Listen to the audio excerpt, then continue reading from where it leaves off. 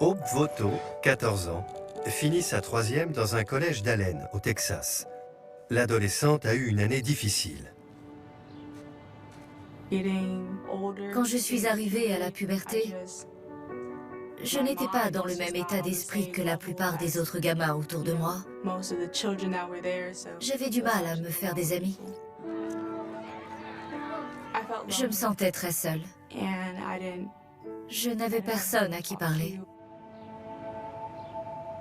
Après le divorce de ses parents, sa mère et elle ont quitté San Antonio pour s'installer à Allen, à 4 heures de route de leur ancienne ville. J'ai été embauchée par une compagnie de télécommunications. Je pouvais travailler à la maison. Mère célibataire, Denise Voto doit jongler entre son travail et sa famille. C'était difficile d'être séparée de mon père et de ne pas pouvoir lui parler. Quels que soient nos différends, elle savait qu'elle avait deux parents qui l'aimaient. Son père lui manquait. Elle ne jurait que par lui à l'époque. Hope, qui peine à se faire des amis dans son nouveau collège, se tourne vers Internet pour trouver des gens qui comprennent ce qu'elle ressent. Ça me permettait d'être quelqu'un d'autre, parce que j'avais du mal à me livrer sans écran interposé. Quand j'avais un problème ou que je me sentais déprimée, ces gens-là étaient là pour moi. C'est devenu une véritable béquille, plus qu'un simple réseau social. Je pense qu'Internet était pour elle un moyen de fuir la réalité, un moyen d'attirer l'attention sans se sentir exposée ni vulnérable. Les amis qu'elle se faisait en ligne étaient des gens plus âgés qu'elle. Elle accepte l'invitation d'une mère célibataire de 19 ans, Sheila Williams. Cette Sheila m'a envoyé un message sur Facebook. Je n'avais pas beaucoup d'amies filles, alors j'ai sauté sur l'occasion.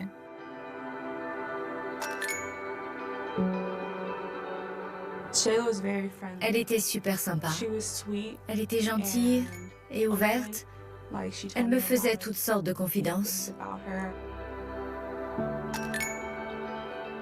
Elle me parlait de sa vie, de son fils, ce genre de choses. Chaque fois qu'elle se connecte, la fameuse Sheila est là pour la réconforter. Hope a enfin une amie qui la comprend.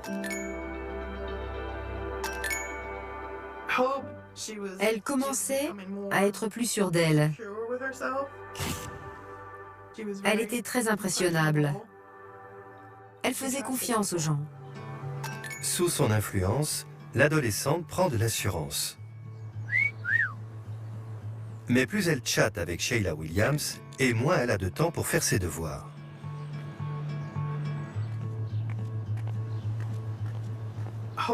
Hope avait toujours été bonne élève. Mais j'ai remarqué qu'elle s'intéressait de moins en moins à ses études. Elle doit entrer au lycée l'année suivante. Mais l'ancienne élève modèle pourrait bien redoubler sa troisième. J'avais l'impression que je perdais le contrôle et qu'elle était accaparée par ses amis virtuels et ce monde étranger. Le collège appelle Denise Voto pour lui signaler que sa fille n'est pas venue en cours. J'étais en colère. En cas d'absence, on est prévenu.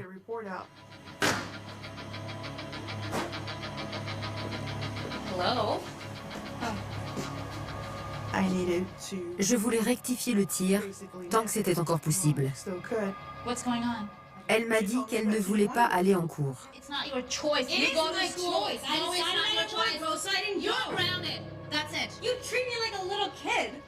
Et là, elle a menacé de s'enfuir. J'ai eu une brusque montée d'adrénaline. Je n'arrivais pas à me calmer. Elle se dirigeait vers la porte. J'ai voulu l'arrêter. Terrifiée à l'idée que sa fille arrête ses études, elle ne voit qu'un seul moyen de lui faire entendre raison. Appeler la police. Une décision qui va bouleverser leur vie à toutes les deux. Si seulement j'avais géré les choses différemment, on aurait pu en discuter.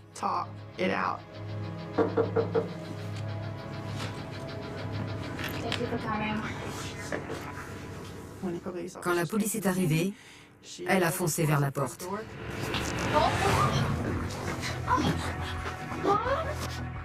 Je ne me souviens pas d'avoir donné un coup de pied, mais je lui ai déchiré le ligament.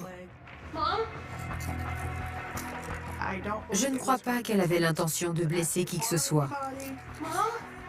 Mais ils l'ont embarquée pour avoir agressé un agent de la force publique. L'accusation est grave. Reconnue coupable de coups et blessures, Hope est condamnée à 6 mois de mise à l'épreuve. La terrible tournure prise par les événements n'est pas de nature à convaincre l'adolescente de mieux travailler à l'école, ni à la détourner de ses amis virtuels. Sa mise à l'épreuve était assortie de l'obligation d'aller en cours, de voir régulièrement son contrôleur judiciaire et de ne pas sortir après 18 heures, heure du couvre-feu. Je n'étais pas censée entrer en contact avec mes amis et je n'avais pas le droit d'utiliser un téléphone portable. Déjà tendue, ses rapports avec sa mère se détériorent encore davantage.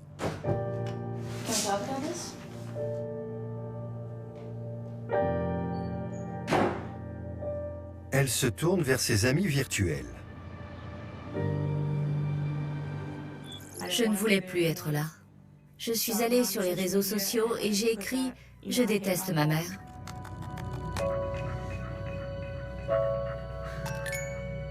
Les messages de sympathie et de soutien de sa communauté en ligne affluent.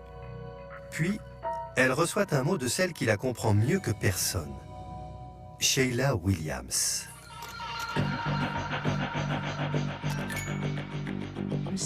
Elle m'a proposé de m'installer chez elle pour qu'on passe du temps ensemble. Elle a dit que je pourrais rester quelques jours. C'était sympa. Je croyais que c'était ce qu'il me fallait. Quelqu'un avec qui passer du temps. Je lui ai demandé de venir me chercher le plus rapidement possible. Hope note le numéro de Sheila sur un papier et lui donne son adresse. Puis, elle jette quelques affaires dans un sac.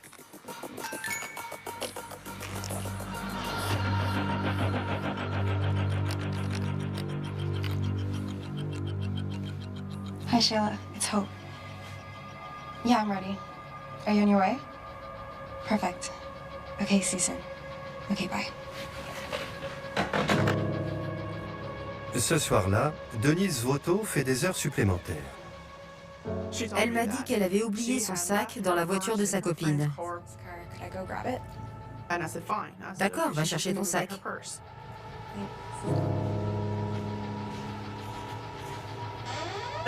J'allais m'y remettre quand quelque chose m'a arrêtée. Je me suis levée pour la suivre. Dès que Sheila est arrivée, je suis partie. Hi. Let's go. Mais quand je suis sortie, elle n'était plus là. Elle avait disparu. Hope pensait qu'elles iraient chez son amie. Mais 10 minutes plus tard, celle-ci s'arrête dans un motel. J'ai commencé à demander pourquoi on va dans un motel. Je croyais que tu vivais plutôt dans une maison ou un appartement, mais je ne voulais pas qu'elle le prenne mal. Une autre surprise attend l'adolescente dans la chambre. Elles ne sont pas seules. Hope. This is my friend William. Hi. Isn't she cute? Quand j'ai rencontré William, tout a changé.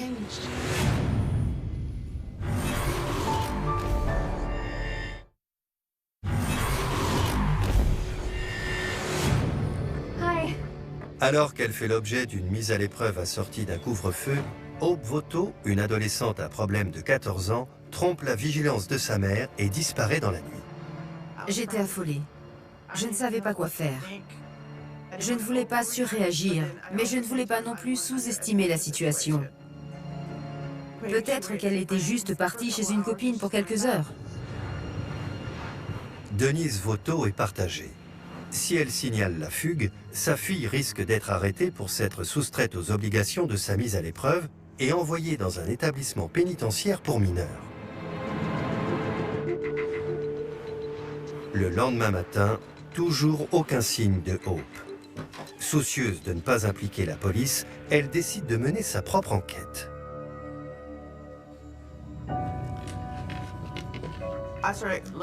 J'ai commencé à chercher un cahier, un carnet de notes ou même une feuille volante sur laquelle elle aurait pu noter un numéro de téléphone.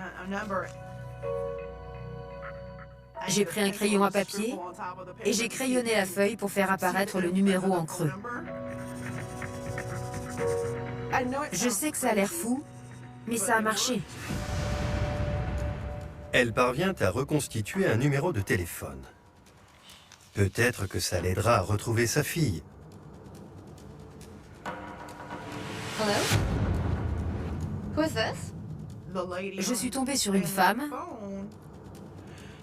qui m'a dit que ma fille était là, mais qu'elle refusait de me parler, qu'elle m'en voulait beaucoup. Malgré son soulagement, Denise Voto est furieuse. Did she tell you she's only 14 years old? Ma fille avait affirmé avoir 18 ans. Je lui ai dit qu'en réalité, elle était mineure, qu'elle avait 14 ans. Je voulais juste la récupérer. Okay, then I'll be waiting at 1 p.m.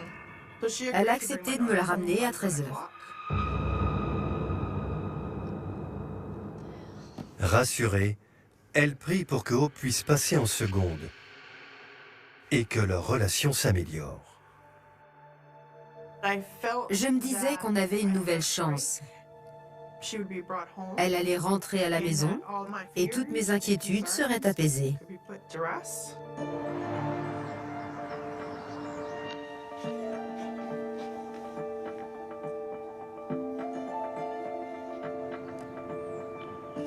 Je sortais de la maison toutes les 10 minutes.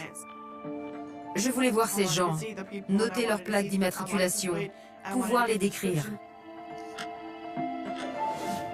Mais l'après-midi se passe sans le moindre signe de Hope ni de la femme mystère. Denise Voto prend peur. En voyant qu'elle ne venait pas, j'ai senti la panique m'envahir. Elle rappelle le même numéro en vain. Bientôt, ça ne sonne plus. La ligne a été désactivée. J'étais désespérée.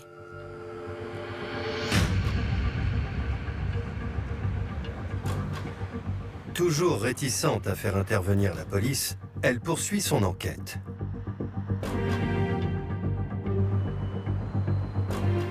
J'ai appelé les amis et les voisins. J'ai fait le tour du quartier. Plus ça allait et plus j'étais inquiète. Je voulais juste récupérer ma fille. Mais j'ai fini par me retrouver au pied du mur. 3 jours après la fugue de sa fille, Denise Voto doit prendre une décision difficile. J'ai appelé son contrôleur judiciaire qui m'a conseillé d'aller voir la police pour signaler qu'elle avait fugué. La police d'Allen ouvre un dossier, mais la disparition de Hope n'est pas considérée comme inquiétante. Les autorités sont convaincues que l'adolescente rentrera d'elle-même. 2 semaines plus tard, l'année scolaire s'achève. Denise Voto est toujours sans nouvelles de sa fille et n'a reçu aucune aide de la police. Elle commence à craindre le pire. Comment savoir si elle était en vie? Soudain, une lueur d'espoir. Elle a appelé sa grand-mère. Hope dit à sa grand-mère que tout va bien et qu'elle habite chez des amis. Elle n'avait pas le temps de parler, mais elle voulait nous faire savoir qu'elle allait bien. Simplement, elle ne voulait pas rentrer à la maison. Thanks for letting me know.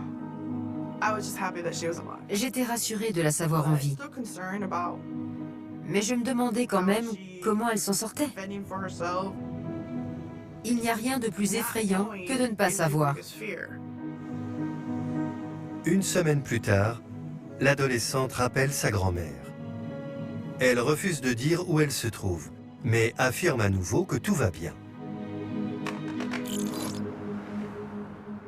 Ça fait maintenant plus de 3 semaines que Denise Voto n'a pas vu sa fille et qu'elle ne lui a pas parlé.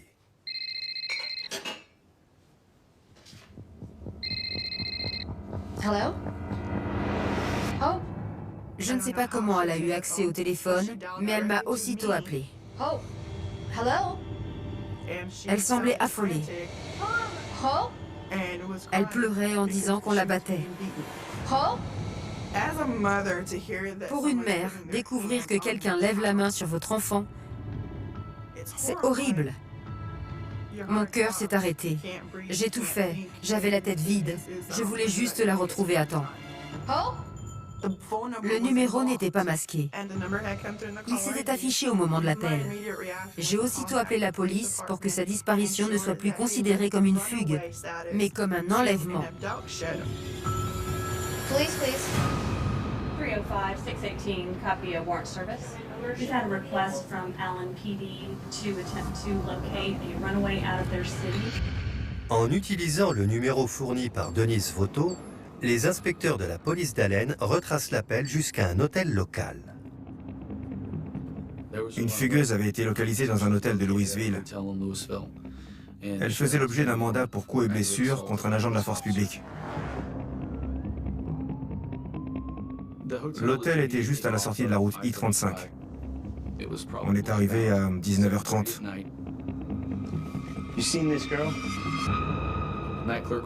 Le réceptionniste s'est montré très coopératif. Il a vérifié dans le registre et il nous a donné un numéro de chambre. La chambre 322. On a pris la clé magnétique et on est monté au 3e étage.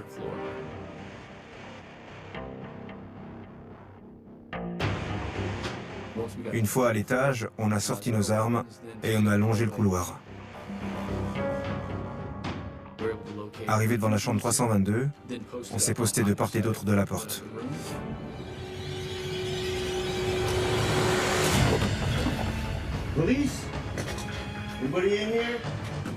Une fois la porte ouverte, on est entré le plus vite possible. On a fouillé la pièce, l'arme à la main. La chambre était sans dessus-dessous. Quelqu'un vivait ici. J'ai tout de suite remarqué la forme d'un corps sous les draps, dans le lit. Il bougeait pas. Il faut s'attendre au pire dans ce genre de situation. J'ai attrapé le drap pour le soulever et on a vu apparaître une jeune fille. Elle était en vie, mais léthargique. Elle n'était pas dans son état normal. Elle semblait sous l'influence d'un stupéfiant. Are you Hope Votar? No, I'm Sophia Byrne.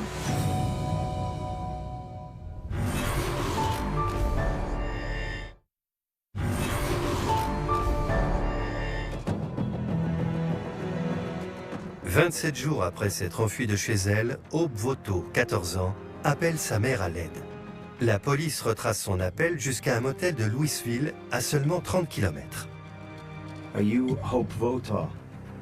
No, I'm Sophia Byrne. Well, then who the hell is this? Je savais que c'était moi sur la photo, mais je ne voulais pas que ce soit moi. J'avais peur. Ce que j'avais vécu me paraissait insurmontable. Incapable d'affronter la réalité, l'adolescente déclare qu'elle faisait la fête avec des amis. Il y avait un mandat d'arrêt à son nom, alors on l'a menotté.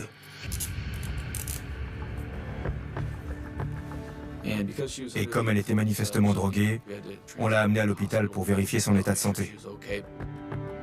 All right, dispatch, We picked up the girl. She's with the medics right now. La police d'Allen m'a prévenu qu'elle était à l'hôpital, parce qu'elle semblait mal en point. Mais elle était en vie. Hope est ensuite livrée à la police de Louisville.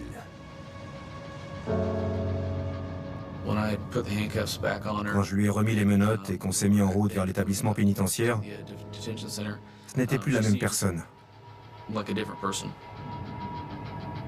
Elle se comportait comme quelqu'un de son âge.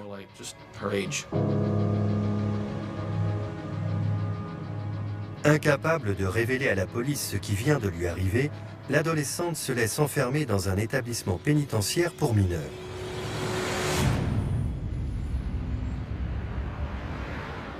À l'EPM, je n'ai parlé à personne de ce qui s'était passé.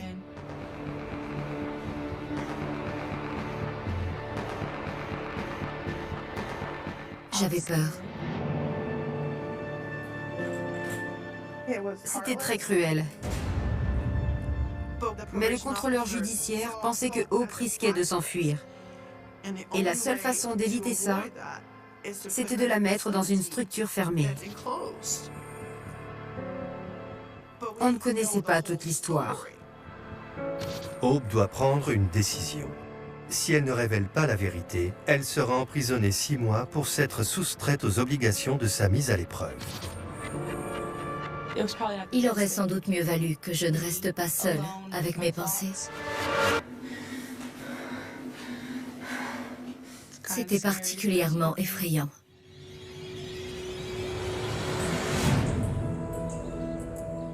La vie dans la prison s'organise autour des activités éducatives et des différents programmes de réinsertion. Une des particularités de Traffic 911, c'est notre travail auprès des délinquants mineurs. What we try to do here at Traffic 911 is to raise your awareness of the dangers of what happens when you skip school and start hanging out on the streets. On parle beaucoup des fugueurs et des mineurs SDF. D'après les statistiques, un tiers des jeunes qui fuguent ou deviennent SDF finissent par avoir de gros problèmes.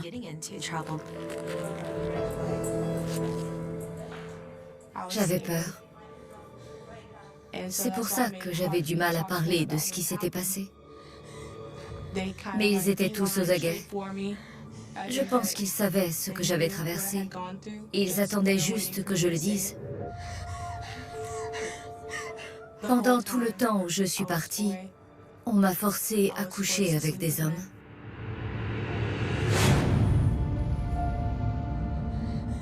Le personnel pénitentiaire contacte immédiatement le ministère de la Sécurité intérieure en charge de la lutte contre la traite des êtres humains. Ils m'ont dit qu'ils allaient m'envoyer dans un endroit où je serais en sécurité. C'est le début d'un processus long et douloureux. Ces filles souffrent de traumatismes très profonds dus à la manipulation, aux violences psychologiques et à toutes les autres violences qu'elles ont subies. Il est parfois très difficile d'y accéder. La colère et la frustration remontent à la surface, mais d'autres troubles se cachent en profondeur. Le stress post-traumatique, le trouble dissociatif de la personnalité ou trouble des personnalités multiples les pousse à devenir quelqu'un d'autre, parce qu'elles ne peuvent plus supporter la personne qui a subi tout ça. Comment peut-on se remettre de l'exploitation sexuelle et des séquelles physiques? L'adolescente est transférée dans un service pour les mineurs victimes de violences sexuelles. La sécurité intérieure prend ensuite contact avec sa mère. L'enquête est confiée à l'agent spécial Keith Owens. La traite des êtres humains fait partie des crimes les plus odieux sur lesquels le ministère de la Sécurité intérieure est amené à enquêter. C'est de l'esclavage moderne.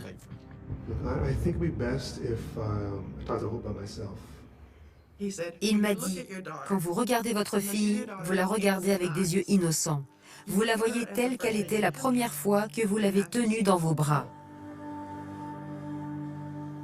Si vous participez à ces entretiens, quelque chose risque de se briser. Alors j'ai décidé de m'abstenir.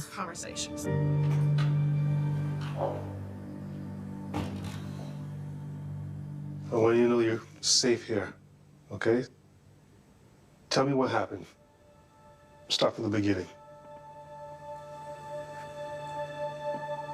I was really mad at my mom. And I met this girl, Shayla. Peu à peu, la jeune fille se confie et raconte comment elle a fait la connaissance de Shayla Williams en ligne. She told me we could talk and hang out, and it sounded good. Leurs méthodes sont diaboliquement simples. Ils savent quoi dire et comment le dire. La victime n'a pas conscience des informations qu'elle transmet aux trafiquants. Elle croit que ces gens sont ses amis. Les proxénètes connaissent leur travail. Ils repèrent des gens vulnérables et ils exploitent leur fragilité. Ils gagnent d'abord leur confiance. Ce que la victime ignore, c'est qu'on est en train de la conditionner.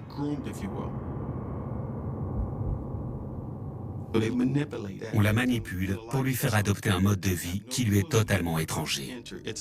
C'est un monde de ténèbres qui l'attend. Hope, this is my friend William. Hi. Isn't she cute? Lorsqu'elle est arrivée à l'hôtel, on lui a tout de suite ordonné de se dévêtir. Take off your clothes. Take off your clothes. No. Complètement dépassée par la situation, Hope réalise soudain qu'elle est en danger.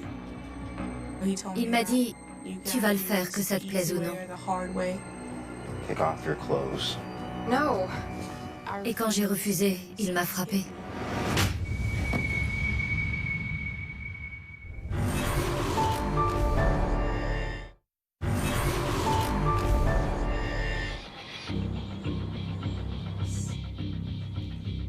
Hope Voto, 14 ans, révèle les détails effroyables de son enlèvement et de sa captivité à l'agent spécial Keith Owens, du service d'enquête du ministère de la Sécurité intérieure.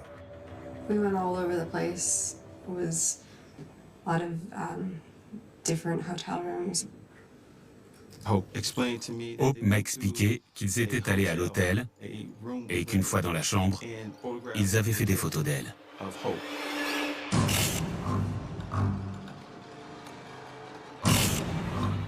La première fois qu'ils m'ont prise en photo, j'étais KO. Ils m'avaient littéralement assommée. Du coup, on ne voyait pas mon visage. Après m'avoir frappée, ils m'ont enfermée dans le placard pour s'assurer que je ne puisse pas m'enfuir. J'ai compris que j'étais vraiment en danger. Ils mettaient une chaise devant la porte et j'étais coincée.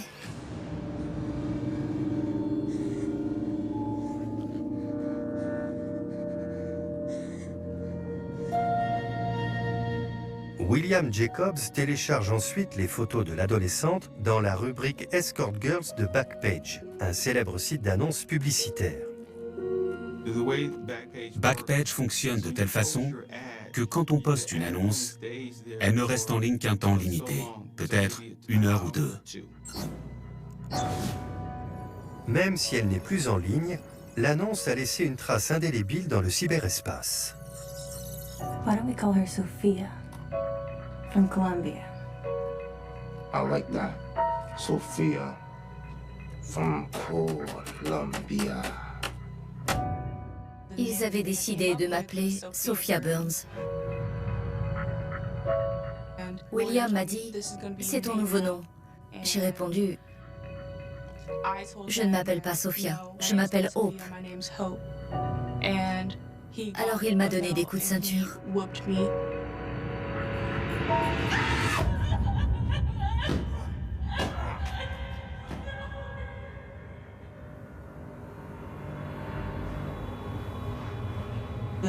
Le lendemain, Ils m'ont fait prendre un cachet qu'ils avaient écrasé.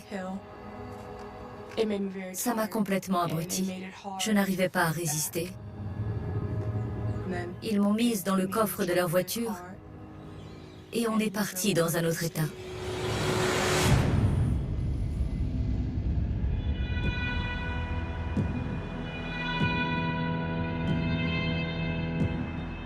On restait 3 ou 4 jours au même endroit, parfois moins. Et ensuite, on partait ailleurs. À chaque fois qu'ils arrivaient dans un nouvel état, ils passaient une annonce.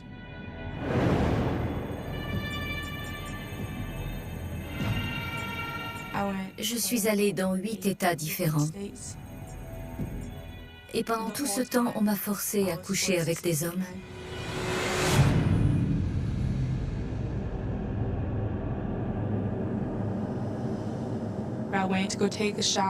Quand j'allais dans la salle de bain et que je me regardais dans le miroir, ce n'était pas moi que je voyais. Je ne reconnaissais pas mon reflet. Je ne me sentais pas moi-même. J'étais obligée de m'interroger moi-même. Qui suis-je? Suis-je encore Hope? Pourrais-je le redevenir un jour?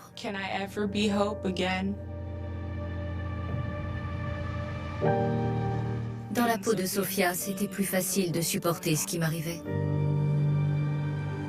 Sophia pouvait encaisser qu'on la frappe, qu'on lui impose des clients, qu'on la drogue.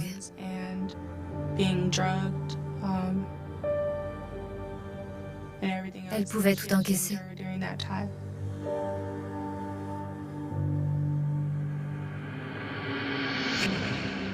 Keith Owens recherche Sheila Williams et William Jacobs dans le casier judiciaire national. Give me anything you got on Sheila Williams. Female, white, 19-year-old, known to associate with a William Jacobs. C'est la fin de l'innocence à seulement 14 ans. Il fallait obtenir justice et mettre ces gens à l'ombre.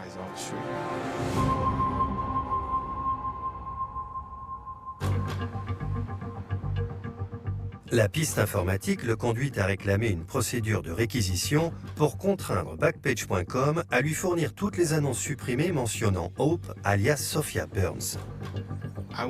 Je voulais toutes les informations liées à la mise en ligne des annonces. Nom, adresse, numéro de téléphone. Il travaille en collaboration avec l'inspecteur Manuel Reyes, un enquêteur chevronné de la police de Fort Worth. Keith Owens est venu me voir. J'ai une affaire en cours, est-ce qu'on a de quoi monter un dossier? J'ai lu le rapport et j'ai dit, oui, on a assez d'éléments pour poursuivre.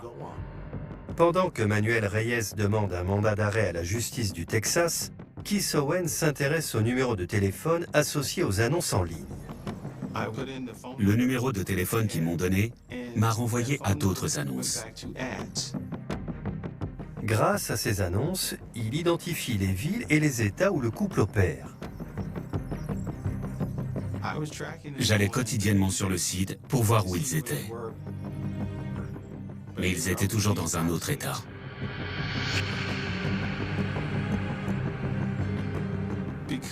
Nos mandats d'arrêt n'étaient pas fédéraux. Ils n'étaient valables que dans l'État qui les avait émis, c'est-à-dire le Texas. Il fallait donc attendre qu'ils reviennent. C'était très frustrant. William Jacobs et Sheila Williams savent qu'ils doivent rester en mouvement pour compliquer la tâche des autorités. On se mettait tout le temps à leur place. Ils vont peut-être aller là, faire ça, descendre dans tel hôtel. On essayait de penser comme eux. Les enquêteurs n'ont pas d'autre choix que d'attendre le retour de leurs suspects au Texas pour les appréhender. Bien sûr, il faudrait une bonne raison pour ramener ces criminels expérimentés dans l'état où ils courent le plus grand risque d'être arrêtés. Mais Keith Owens a sa petite idée sur la question. What do you think? College ball game in Arlington. Un grand match de football universitaire devait avoir lieu au Cowboy Stadium et on attendait près de 100 000 personnes, juste à l'intérieur du stade. It's gonna be busy. What do you think the odds are they're gonna apply their trade here? Ils continuent à surveiller la rubrique Escort Girls de Backpage. Enfin, une nouvelle annonce est mise en ligne. Sheila Williams et William Jacobs sont de retour à Arlington. Tous les hôtels de la région affichaient complet. On les a appelés pour leur demander de rester vigilants. On avait enfin l'occasion de les mettre derrière les barreaux. Un réceptionniste les appelle pour leur signaler qu'un couple correspondant à la description vient de prendre une chambre. When did they check in? Just one night? Okay, great, thanks. J'étais surexcité. Le jour du jugement était enfin arrivé.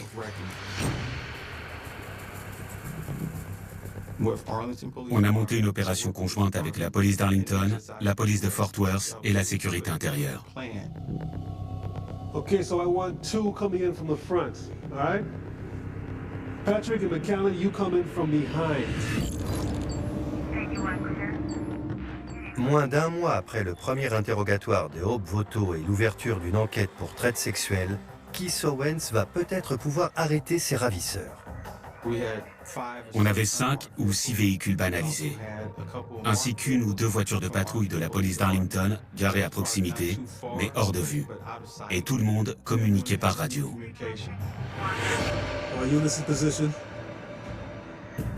La voiture de Williams et Jacobs n'était pas dans le parking. On avait le numéro d'immatriculation fourni par le réceptionniste. The vehicle isn't here yet. We sit tight and wait.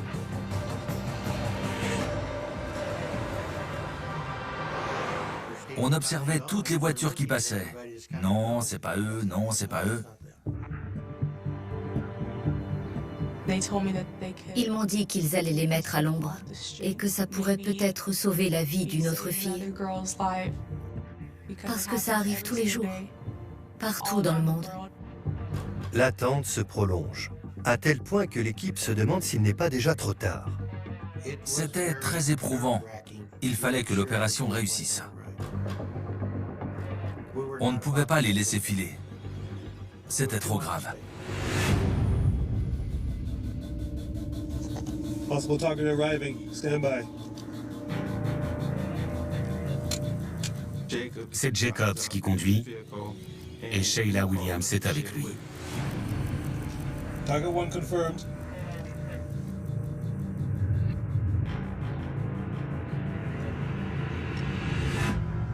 Target 2 confirmed. Stand by.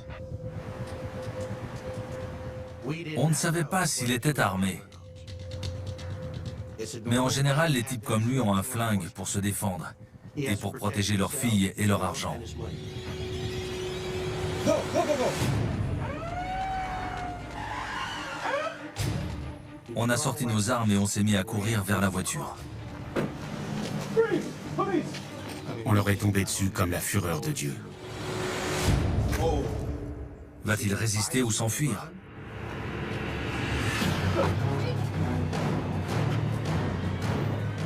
Ils ne s'y attendaient pas.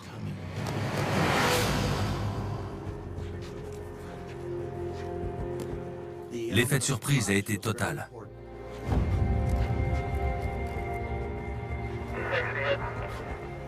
On les a pris au dépourvu. Tout s'est passé exactement comme prévu. C'était comme une rédemption. Malgré les preuves accablantes accumulées contre William Jacobs, les policiers ont besoin d'aveux signés pour permettre à Hope Voto de ne pas témoigner au procès. Après ce qu'ils m'avaient fait, je ne voulais pas les revoir. Je ne m'en sentais pas capable. Tell me what you know. Quand William Jacobs a été interrogé par l'inspecteur Reyes et l'agent spécial Owens, il a prétendu qu'il n'avait jamais entendu parler de Hope. We have internet searches. We have phone records. Same with my phone number, man. That's not me, man. No, it's not me. Convaincu qu'il ne parlera pas, Keith Owens se tourne vers Sheila Williams. So what do you know about Hope? Sheila s'est montrée plus coopérative avec la police que William Jacobs. He would sell us for sex and put her pictures in the ads online. Elle a reconnu avoir posté des photos de Hope en ligne et elle a reconnu qu'elle se prostituait. Elle avoue avoir joué un rôle, mais accuse William Jacobs d'être le cerveau de l'opération.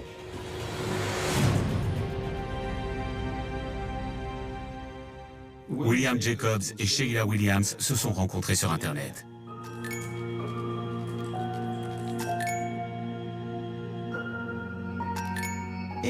Ils ont décidé de vendre son corps à elle pour se faire un peu d'argent.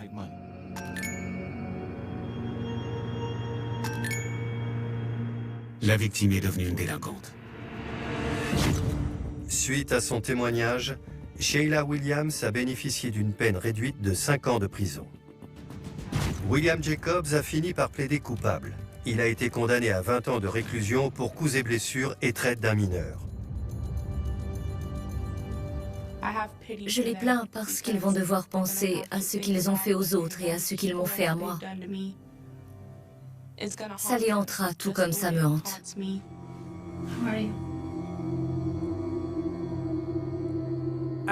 J'aimerais pouvoir défaire ce qui a été fait. Mais je crois qu'on a tous le choix. On peut être une victime ou surmonter ses épreuves et s'en sortir. Hope s'en sortira. L'affaire de Hope n'est pas unique. Malheureusement, ces gamines sont très recherchées. Les clients veulent des filles très jeunes. Aller sur le terrain et aider ces enfants, voilà ce qu'il faut faire. La Bible nous dit de pardonner et d'oublier.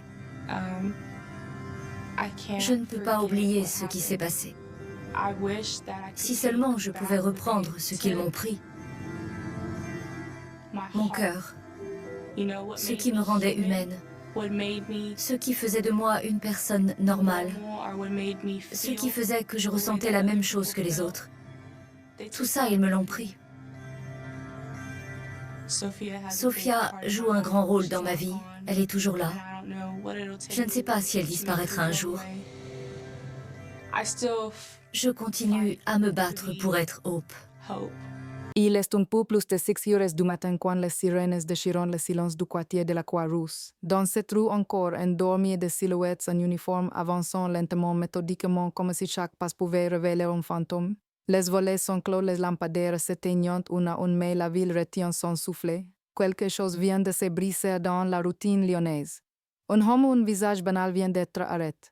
Et cette arrestation, personne ne l'attendait. Pas après 23 ans de silence, pas après tant de nuits passées à croire que l'histoire était enterrée. Ce matin, la Lyon se réveille avec un nom sur toutes les lèvres que lui donne suspect lié à un col casque que tout le monde avait oublié, sauf les familles, sauf les policiers, hantés par les checks. Tout commence en 2001. Une jeune femme, Elise Montfort, 22 ans, étudiante en art visuel, disparaît en plein centre-ville. Une soirée entre amis, quelques verres, un trajet court jusqu'à son appartement et puis plus rien. L'éniante. Son téléphone s'éteint, 23H42, son sac est retrouvé le lendemain près des berges du Rhône vide comme lave par la pluie. La police parle d'une fougue, d'une mauvaise rencontre, de tout et de rien parce qu'elle n'a rien. Les affiches envahissent les poteaux, les journaux en parlent une semaine et puis l'histoire glisse doucement vers l'oubli.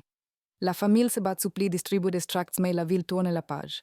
Sauf que certaines absences ne se feront jamais. Pendant des années, les enquêteurs reprennent le dossier sans trouver de fil. Pas d'ADN exploitable, pas de témoins fiables, juste des rumeurs, des ombres, des hypothèses. Un chauffeur de taxi prétend l'avoir déposé près du tunnel de la Moulatière. Un voisin croit avoir entendu un cri, un autre parle d'un homme en manteau noir. Trop flou, trop tard. Le dossier finit par rejoindre les archives, ces rayonnages glacés où dorment les fantômes des affaires non résolues. Pourtant, même dans l'obscurité des classeurs, le nom d'Elise continue de brûler. 20 ans plus tard, en 2021, une nouvelle unité de police scientifique rouvre plusieurs caucases lyonnaises. Parmi eux, celui d'Elise. Un détail retient l'attention, un fragment d'ongle retrouve sur une boucle d'oreille confisquée lors d'une perquisition à l'époque insignifiante. Ces fragments conservés par erreur dans une enveloppe anonyme est soumis à une nouvelle analyse ADN. Et la toute bascule. L'empreinte correspond à un homme vivant, à seulement quelques kilomètres du lieu de disparition. Un homme sans casier, père de 2 enfants, travailleur social apprécié de tous. Son nom Martin Desnoyers, 50 ans, marié amant bénévole dans un club sportif, un visage que tout le monde salue sans y penser. Mais derrière le sourire tranquille, il y a quelque chose de dissonant, quelque chose que les policiers sentent avant même de le voir. Le jour où l'Aden parle, la machine se remet en marche.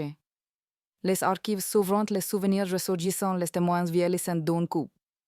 On ressort les vieilles photos, les croquis, les rapports jaunes. Le temps soudain se contracte. Les enquêteurs décident d'observer Desnoyers sans alerter personne. Filatureuses écoutes observations. Rien d'illégal tout dans les règles, mais chaque pas les rapproche d'un secret. On le voit marcher le long du rond, certains soirs toujours au même endroit où le sac de lit s'avait de trouve. Parfois, il s'arrête, regarde l'eau comme s'il attendait qu'elle lui rende quelque chose. Ces gestes anodins deviennent des preuves silencieuses. Le puzzle recommence à respirer. Une nuit en pleine, Desnoyers sort de chez lui à 2 du matin. Il conduit sans baraparin, traverse la ville, s'arrête devant un immeuble abandonné dans le vieux Lyon, un lieu connu des policiers pour son passe trouble. Il reste là 10 minutes puis repart. Cette errance déclenche le déclic. Le lendemain, la décision est prise perquisition. À l'intérieur de sa maison, les enquêteurs découvrent une pièce fermée à clé. Un ancien bureau transforme en atelier de peinture. Les murs sont couverts de portraits féminins. Des visages flous sans yeux, sans bouches, et sous l'une des chevalets une toile à moitié achevée, une femme aux cheveux châtains le regarde, absent le même pendentif que celui qu'Elise portait la nuit de sa disparition. Les experts saisissant tout prélevant comparante confirmant la peinture contient des traces d'ADN appartenant à Elise Montfort, c'est la preuve manquante celle qui relie le passé au présent. L'arrestation est immédiate. À 6h12 matin, la police entre dans la maison, neutralise le suspect et la nouvelle explose comme une déflagration. Lyon s'éveille dans la stupeur, les voisins refusant de croire comment cet homme discret, cet ami ses pères pouvait-il être lié à l'une des affaires les plus sombres de la ville. Les journalistes s'affluent, les caméras s'installant, les titres florissant, colcas de Lyon résolu, l'arrestation bouleverse la ville. Les micros tremblants sous les voix. Devant la façade du pavillon beige, des visages s'amassant incrédules. Certains pleurant, d'autres filmant.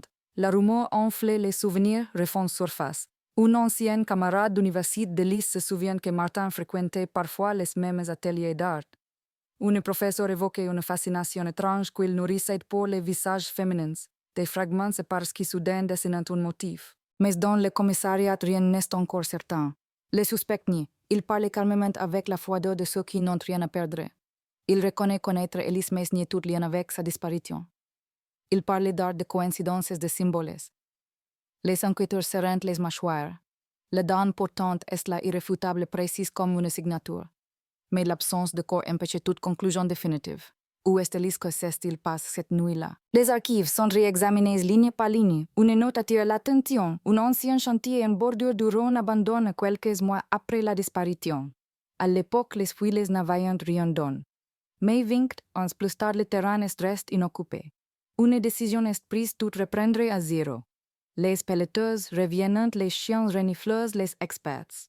Les riverains observant en silence. Et à mesure que la terre s'ouvre, les années s'effacent. Dans la poussière du matin, les fouilleurs exhument un bracelet d'argent grave du prénom Elise, le même que celui offert par sa mère le jour de son anniversaire. Les médias s'en emparent les unes se multipliant. La ville entière semble suspendue à ses noms, le Rhône comme un miroir reflète l'attente. On parlait d'un miracle, d'un cauchemar, d'une justice tardive. Dans les cafés, les conversations se font plus lentes comme si chacun redécouvrait la fragilité du temps. Pendant ces temps, dans sa cellule, Martin Desnoyers garde le silence. Ses avocats invoquent une contamination d'échantillons, un complot médiatique. Mais le regard des enquêteurs en disant ils savent qu'ils tiennent un fil. Ces fils qui depuis 2 décennies se cachent sous les eaux du fleuve. Ces fils que personne n'avait su saisir. Et pourtant, plus l'enquête avance, plus une question se glisse entre les certitudes, et si l'arrestation n'était qu'un début, si derrière ces visages ordinaires se dissimulait une histoire plus vaste, plus ancienne, une succession de disparitions restées dans l'ombre, les analystes de la PJ croissant les données réexaminant d'autres dossiers similaires d'autres jeunes femmes disparues entre 1998 et 2003, tout dans un rayon de 10 km. Les points s'alignant lentement dessinant la silhouette d'un possible prédateur reste invisible trop longtemps. Le soir de l'arrestation, Lyon se couvre d'un silence étrange. Les fenêtres restantes allumées plus tard que d'habitude, les radios répétant les mêmes mots encore et encore. Cold case de Lyon résolu. Mais dans cette résolution apparente, une inquiétude s'installe. Car sous les pavés tranquilles de la ville, sous les souvenirs effacés, quelque chose continue de bouger. Un doute et un écho, un soufflet. Comme si l'histoire de Lys n'était pas terminée, comme si la vérité elle aussi refusait d'être enterrée. La pluie tombe fine sur les toits de la ville. Une pluie d'automne presque timide qui semble laver sans vraiment effacer. Au commissariat central, les visages sont tirés, les cafés s'enchaînent et le nom de Martin Desnoyers résonne comme une énigme. Devant la vitre sans teint, le capitaine Morel observe le homme assis de l'autre côté. Il ne bouge pas. Il regarde ses mains jointes comme s'il attendait quelque chose. Le temps, une réponse, une issue. L'interrogatoire commence mais rien ne perce. Il répond pour son émotion sans panique. Il parle de son travail, de ses enfants, de sa femme qui selon lui ignore tout. Quand on lui montre les photos de Lys, il détourne les yeux puis murmure « Je ne l'ai pas tué ». Sa voix ne tremble pas, mais son regard lui trahit autre chose, une absence en gouffre. Dans une salle voisine, l'équipe scientifique aligne les preuves. Les échantillons, les empreintes, les photos de la maison, les tableaux. L'ADN de Lys retrouvé sur la toile est confirmé par un second test. Une certitude scientifique mais pas encore judiciaire. Le procureur exige plus. Un lien direct, une scène, un témoin. Alors on fouille. On fouille sa vie, ses archives, ses trajets, ses ordinateurs, ses vieux disques durs. Dans son dossier oublié sur un disque externe, les techniciens découvrent une série d'images. Des clichés d'anciennes expositions des portraits d'inconnus. Certaines ressemblent étrangement à Elise, d'autres non, mais un détail glace les sang toutes portant le même collier. Un pendentif ovale identique à celui retrouvé sur la toile, un symbole, un souvenir, une signature. Les enquêteurs décident de remonter chaque visage. Ils retrouvent 3 modèles vivants interrogés. Elles se souviennent d'un photographe poli un peu nerveux qui aimait peindre à partir de clichés. Rien d'anormal, jusqu'à ce qu'on leur montre la photo d'Elise. L'une d'elles pâlit. Je l'avais dit elle, une fois, dans son atelier. Elle posait, elle avait peur, ses mots changeant tout. L'affaire n'est plus seulement un puzzle d'âne mais une histoire de chair et Dieu. Pendant ces temps dehors, la ville s'agite. Les journaux titrent sur le monstre de Lyon, les plateaux télédéfilants, les experts autoproclament. On parle de profils psychologiques de tueurs endormis, d'artistes obsèdes. Dans les cafés, les conversations se font chuchoter. On croit reconnaître Martin dans les rues, dans les bus, dans les visages anonymes. Les rumeurs gonflent. Des parents retirant leur enfant des cours de dessin. L'école où ils travaillaient ferme temporairement. La peur s'invite dans la banalité. Chez elle, la mère d'Élise regarde les informations sans dire un mot. Ses doigts serrent une photo abîmée de sa fille. Elle n'a jamais cessé d'espérer. Passe un jour sans écrire son prénom sur un carnet, passe un soir sans laisser la lumière allumée dans la chambre vide. Et maintenant, 23 ans plus tard, on lui parle de justice. Mais quelle justice peut réparer le temps? Elle n'atteint plus de verdict seulement une vérité même si elle fait mal. Au cœur de la nuit, le capitaine Morel décide de jouer une dernière carte. Il entre dans la salle d'interrogatoire seul. Il s'assoit face à Desnoyers. Le silence dure une minute entière. Puis Morel pose une photo sur la table, celle du bracelet retrouve au bord du Rhône. Vous savez ce que non, demande-t-il calmement. Un clignement d'huile, un soufflet. Rien, Morel insiste. On retrouve son ADN chez vous, sur vos toiles, dans votre atelier. Vous savez garder quelque chose d'elle. Pourquoi Desnoyers esquisse un sourire à peine visible? Parce qu'elle était belle, dit-il simplement. 3 mots fois tranchants. Morel se redresse. Dans ses regards vides, il comprend qu'il n'obtiendra rien d'autre. Les heures passant, le procureur ordonne la garde à vue prolongée. Dehors, la presse encercle le commissariat. Des projecteurs illuminant la façade. Chaque geste, chaque mot devient public.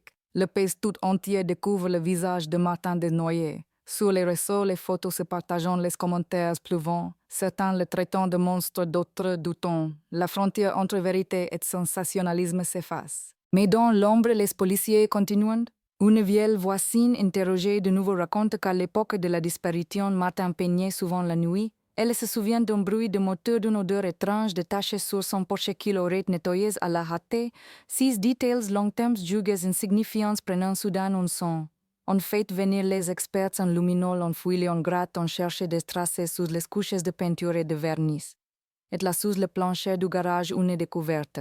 Un sac plastique, à moitié décomposé mais protégé par la poussière. À l'intérieur des vêtements féminins soigneusement pliés est un carnet taché d'encre, le carnet de Lys. Les pages sont illisibles, sauf quelques mots effacés, mais encore là je crois qu'il me suit. Ce soir-là, le capitaine Morel sort du garage, le visage blême. Les preuves s'accumulant, mais le mystère se passe. Chaque réponse engendre une nouvelle question. Qui était vraiment Martin Desnoyers? Pourquoi avoir gardé ces objets? Pourquoi ces toiles, ces visages effacés? Était-ce un rituel, une obsession, une manière d'immortaliser ce qu'il détruisait? L'analyse du carnet révèle des empreintes digitales appartenant à Desnoyers. Le puzzle semble complet. Pourtant, dans le silence du commissariat, quelque chose cloche. Le carnet date du 28 septembre 2001.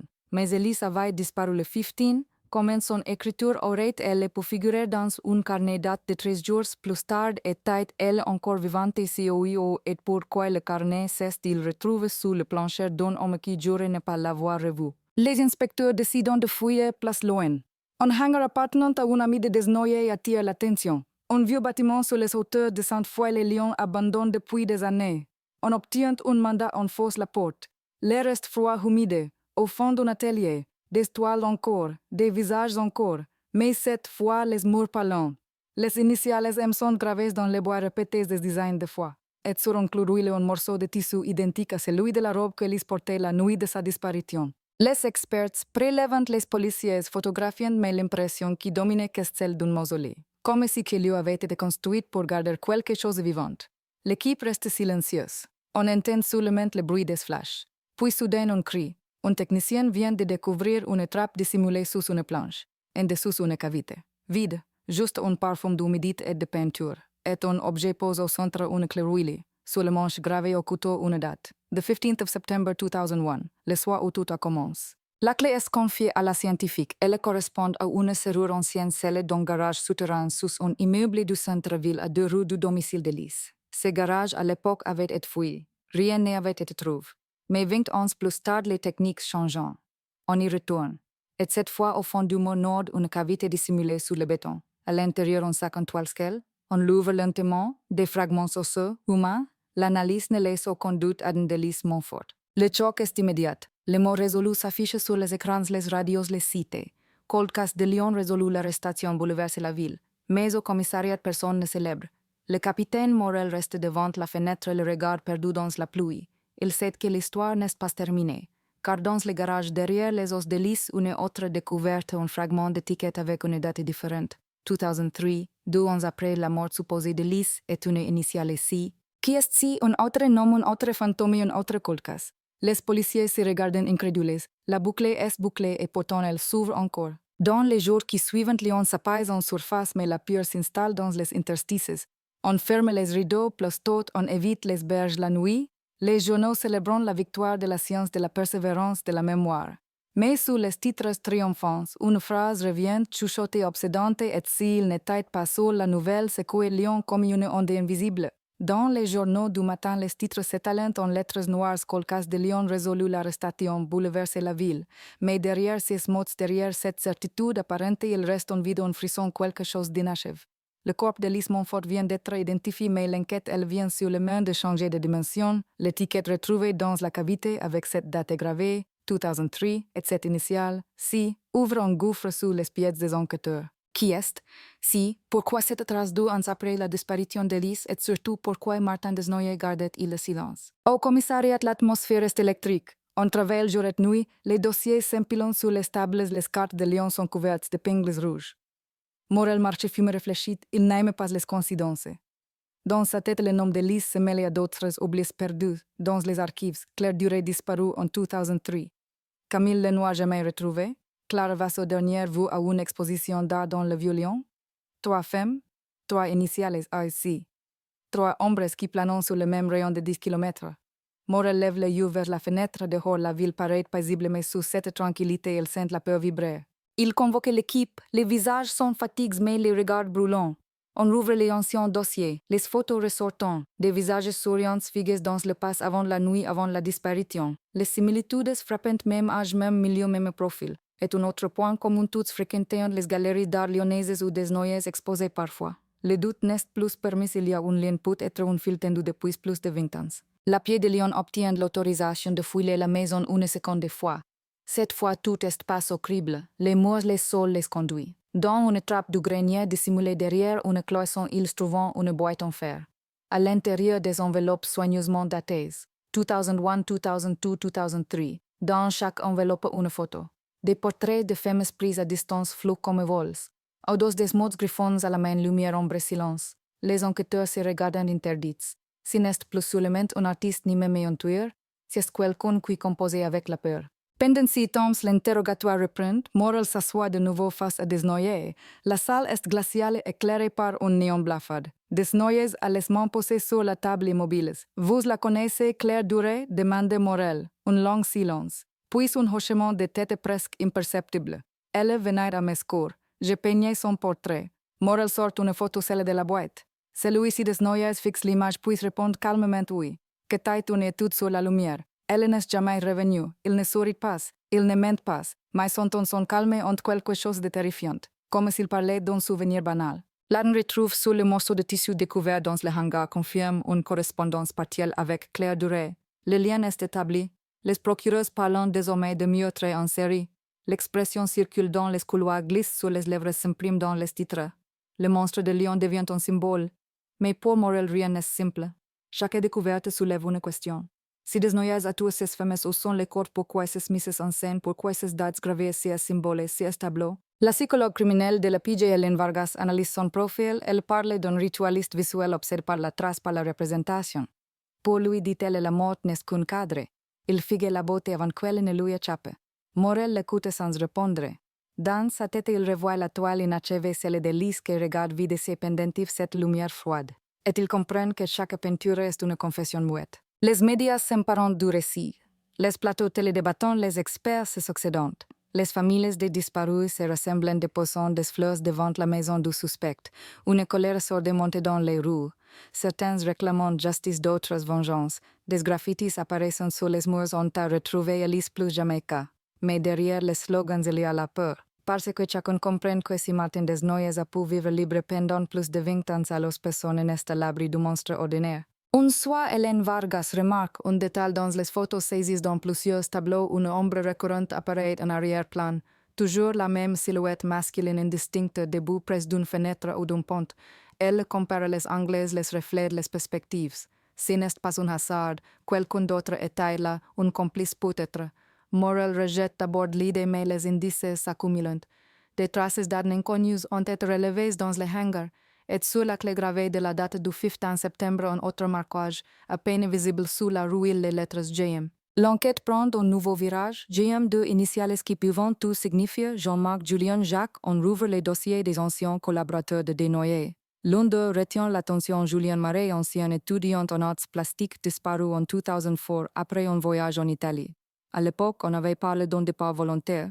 Aujourd'hui, son nom réapparaît comme une cicatrice. Et taille-t-il complice, victime et témoin. Morel ordonne une perquisition dans l'ancien appartement de Marais, laisse vide depuis des années, au fond d'un tiroir sous des feuilles de papier calqué en carnet de croquis. À la dernière page, on descend un visage féminin qui lui délise un tour de flamme. En dessous, une phrase, elle voulait partir, il l'a peinte pour la garder. Cette phrase tournait dans la tête de Morel comme un écho. Il l'a peinte pour la garder. C'est cela qui tout s'éclaire pour Desnoyers peindre que tête retenir, empêcher la disparition. Dompter la peur de l'abandon, chaque toile était une prison, chaque visage une relique, il nettoie pas pour effacer, il tue pour figuer, pour capturer. Mais alors pourquoi l'étiquette de 2003, Morel fouille les relevés bancaires. En 2003, Desnoyers avait loué un garage privé à Villeurbanne payé en liquide jamais déclaré. Le lieu est retrouvé scellé depuis longtemps. On défonce la porte. L'odeur est insoutenable et le silence absolu. Au fond, une chaise en projecteur est sur le mur des dizaines de photos alignées soigneusement numérotées. Des portraits de femmes encore éclairés par une lumière blanche. Certaines connues, d'autres inconnues. Et sous chaque photo une date. 2001, 2002, 2003, puis plus rien.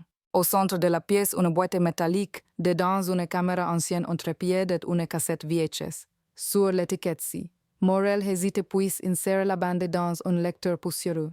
L'image tremble gracile, une pièce sombre, une femme assise menottée, son visage n'est pas visible mais sa voix oui. Pourquoi tu fais qu'à demande-t-elle? Puis la caméra recule. On distingue Desnoyers en silence, un pinceau à la main. Il s'approche puis l'image s'arrête, coupure. Le silence qui suit est insoutenable. Morel éteint la télévision. Le poids de l'image est tel qu'il semble remplir la pièce entière. L'affaire prend un tournant macabre. Les experts confirment que la voix sur la bande correspond à celle de Claire Duret. L'étiquette-ci prend enfin tout son sens, mais une question demeure qui filmait sur le reflet d'une vitre juste avant la coupure en aperçoit une autre silhouette. Légère, floue mais réelle, pas Desnoyers, un autre homme peut être ce fameux GM. La presse ne parlait plus que de quai, un tueur en série alliant des complicités possibles l'art de la mort. Les titres s'enchaînent, les rumeurs explosent, des témoins surgissant de partout. On dit l'avoir vu dans des expositions, dans des bars, dans des festivals. Les frontières entre vérité et fiction se dissolvant, la ville vit au rythme de la peur et du doute. Au tribunal, le procureur déclare que l'affaire est potentiellement plus vaste que prévu. Mais pour Morel, une autre certitude n'est ce que Lyon découvre aujourd'hui n'est que la surface. Parce que dans chaque œuvre, dans chaque trait de pinceau de Desnoyers, il y a quelque chose qu'il n'a pas dit. Une signature cachée, une vérité enfouie. Et cette vérité, elle se trouve peut-être ailleurs. Dans une étoile que personne n'a encore vue, une étoile manquante citée dans un inventaire de 2004, la dernière lumière, disparue depuis 20 ans. Une œuvre que Desnoyers aurait offerte à un collectionneur privé avant de tout abandonner. Morel comprend alors que cette toile pourrait contenir ce que tous cherchent le visage de la dernière victime. Le jour s'élève sur une ville qui ne dort plus. Lyon respire mal comme si la brume du Rhône avait glissé jusque dans les poumons de ses habitants. Les journaux du matin s'arrachent en kiosque. La toile manquante, le dernier tableau du monstre, la dernière lumière, le chef-d'œuvre du crime partout, les visages se tournant vers la même question. Où est passée cette œuvre et surtout que montre-t-elle au commissariat le capitaine Morel fixé le mur couvert de photos. Au centre, une reproduction en noir et blanc d'un article date de 2004. Exposition privée La dernière lumière, œuvre de Martin Desnoyers. Sous le titre, une adresse, la galerie de l'Orme quartier de Terreau. C'est le point de départ. La galerie est ferme depuis longtemps, remplacée par un café branche, mais la propriétaire d'époque Claire de l'Orme vit toujours à Annecy. Morel et la psychologue Hélène Vargas prenant la route sous la pluie. La voiture file silencieuse, l'autoradio crachote des bulletins spéciaux. Chaque phrase semble plus irréelle que la précédente. Quand ils arrivent, Claire de l'Orme les attend sur le pas de sa porte-cigarette à la main. Son regard est dur méfiant. Je savais qu'un jour on reviendrait me parler de lui, dit-elle avant même qu'ils ouvrent la bouche. Dans son salon, encombré de toiles poussiéreuses, elle raconte. La dernière lumière devait être la pièce maîtresse d'une exposition intitulée Corps silencieux. Une œuvre étrangère, se souvient-elle. Un fond noir, un visage à peine visible comme effacé par la lumière. Il ne voulait pas qu'on la photographie. Il disait qu'elle n'existait que dans l'ombre. Après l'exposition, l'œuvre aurait été achetée par un collectionneur privé, un certain Jean Marais. Les mêmes noms que sur la clé, les mêmes gemmes que sur la bande de vidéo. Morel sent la tension lui traverser la nuque. Tout converge. Ils quittent Annecy sans un mot. De retour à Lyon, l'équipe fouille les archives notariales. Jean Marais décédé en 2005 dans un accident de montagne sans héritier connu. Son appartement situé dans un immeuble costu du 6e arrondissement est sous quels après sa mort puisse vendu à un promoteur. Mais avant la vente, l'inventaire officiel mentionne une seule anomalie, une toile de grand format non identifiée introuvable lors du relevé final. Morel sait ce que c'est, la toile manquante. Une autorisation est obtenue pour fouiller les caves de l'immeuble. Dans la pénombre, la lampe torchée du capitaine glisse sur les murs de pierre, sur les vieilles caisses, sur des objets oubliés. Puis un éclat au fond. Une bâche poussiéreuse posée contre le mur. Quand ils la soulevent, une odeur de térébenthine et de moisissure envahit la pièce. Le tableau est là, emballé fissure mais intact, la dernière lumière. Ils montent la toile à la lumière du jour, c'est qu'ils découvrent les clous sur place. Sous la toile, un visage féminin d'une beauté glaçante, les traits d'Élise Montfort sans aucun doute mais plus âgée, comme si elle avait vécu après sa mort, le regard fixe et presque vivant. Et dans le coin inférieur droit, une signature inhabituelle d'eau initiale superposée des gemmes entrelacées, Desnoyers et Marais, le complice divine certitude. Au laboratoire, les experts passant la toile au rayon X. Sous la première couche de peinture, ils découvrent d'autres visages superposés effacés. 3 peut-être 4 femmes, un palimpseste de chair et de mémoire. Chacune des couches porte des fragments d'ADN différents. Des identités mêlées comme si chaque portrait avait englouti le précédent. La toile est une tombe. La nouvelle fuite immédiatement, les chaînes d'infos interrompant leurs programmes, découverte de la dernière lumière œuvre macabre du tueur de Lyon. Dans les rues, la curiosité se mêlait à la peur. Des fils se formant devant le commissariat. On veut savoir, voir, comprendre. On murmure que d'autres tableaux existent, d'autres cachent d'autres victimes. Les réseaux s'enflammant, les visages des disparus circulant montés comme pêle-mêle, Lyon devient un musée de l'angoisse. Pendant ces temps, Martin Desnoyers gardait le silence. On le transférait à la prison de Corba cellule B12. Il ne parlait à personne. Il peint avec ses doigts sur les murs des formes invisibles que les gardiens effacent chaque matin. Hélène Vargas obtient un entretien exceptionnel. Elle s'assied face à lui. Pourquoi la dernière lumière, pourquoi ce titre demande-t-elle? Il relevait la tête sourit faiblement. parce que geste se convoite juste avant de disparaître. 6 mots résonnants longtemps dans la tête d'Hélène. Elle comprend qu'il ne s'agit pas seulement d'un tour, mais d'un homme qui voulait transformer la mort en art. Chaque meurtre, chaque disparition, chaque étoile formait un récit en cycle. Et au centre toujours la lumière, celle qui éclaire, celle qui consomme. Morel, lui, ne dort plus. Dans son bureau, il observe la toile photographiée. Quelque chose le dérange. Dans le coin gauche, presque invisible en détail, on reflète une ombre conquérante accidentelle. En l'agrandissant, il distingue un fragment de décor, un escalier en pierre, un vitrail. Ce n'est pas un hasard. L'image correspond à l'intérieur d'un bâtiment bien connu, l'ancienne chapelle Saint-Irénée abandonnée depuis 1999 sur les hauteurs de Fourvière. Le lendemain, à l'aube, Morel et son équipe s'y rendent. Le lieu est désert envahi par les lierres. À l'intérieur, les vitraux brisés laissant passer une lumière froide. Sur le sol, des débris des toiles déchirées des restes de chevalets. Et sur le mur de l'hôtel, un symbole peint à la main, un cercle traversé par une ligne identique à celui qu'on retrouve sur la toile. Des traces de pas récentes marquant la poussière. Quelqu'un est venu ici, peut-être récemment. Dans une alcôve derrière, un rideau effiloqué en carnet. Reliure de cuir couvert de peinture séchée. À l'intérieur des croquis des notes des dates. Les dernières pages s'arrêtent brutalement en 2004. Mais sur la page précédente, un nom apparaît Camille, dernière séance. Camille Lenoir, la troisième disparue, est à côté une adresse griffonnée Saint-Étienne, atelier en degree 17. Le fil s'étend encore. Morel prévient le procureur, prépare une équipe. Ils partent immédiatement. L'atelier 17 se trouve dans une ancienne zone industrielle reconvertie en loft d'artistes. La porte est verrouillée, mais l'air à l'intérieur sent la poussière et l'huile. Quand ils s'entrent, la lumière des néons révèle un chaos figue des toiles inachevées des mannequins peints sur le mur en lettres noires une phrase « Elle m'a quitté avant que je la finisse ». Sous une table, une série de polaroids, des clichés d'une femme brune souriante. Camille, les dernières images la montrant assise le regard baisse les mains liées. Et derrière, elle est un homme, pas des noyers. Le visage est à moitié caché, mais le profil ne laisse aucun doute. Jean Marais, le complice disparu. La découverte bouleverse tout. Marais n'était pas seulement un collectionneur. Il était la main cachée, celui qui filmait, celui qui effaçait. Peut-être même celui qui a continué après la mort des noyers. Mais alors l'accident de 2005 était vraiment un accident, le dossier ressort des archives. On apprend que son corps n'a jamais été formellement identifié. L'alpiniste retrouve portait des papiers de Marais, mais le visage était méconnaissable. L'ADN n'a jamais été comparé. Morel sent la vérité s'ouvrir devant lui comme un gouffre. Et si Jean Marais était encore vivant, et si depuis 20 ans quelqu'un d'autre continuait l'œuvre commencée par des noyés, l'idée se propage comme une infection. Dans les jours suivants, 3 disparitions récentes dans la région lyonnaise rappellent étrangement les anciennes affaires. 3 jeunes femmes passionnées d'art portées disparues après avoir répondu à une annonce pour un shooting. Les médias explosent, le fantôme de Marais et la malédiction du cold case. Au commissariat, les téléphones sonnent sans répit. Les témoins affluents, les fausses pistes se multiplient. Morel reste debout devant la carte épinglée rouges et fils blancs entrecroisés. Hélène Vargas entre un dossier à la main. Il voulait la lumière, dit-elle doucement. Peut-être qu'il l'a trouvée ailleurs. Morel ne répond pas. Ses yeux se posant sur la photo de la chapelle Saint-Irénée, sur un détail qu'il n'avait jamais remarqué. Une signature minuscule gravée sur le mur daté de 2024, 20 ans après la dernière disparition, et juste en dessous de lettres familières.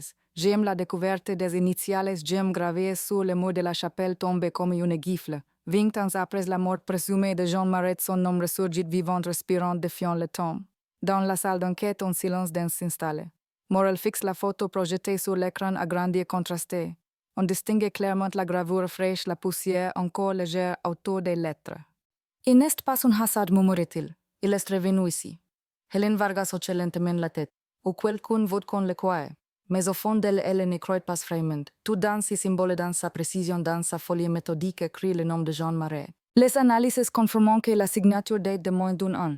Un ADN partiel se retrouve dans la fissure du mur mêlé à des particules de peinture acrylique. Les experts excluent des noyés, l'échantillon appartient à un homme plus jeune d'environ 50 ans aujourd'hui.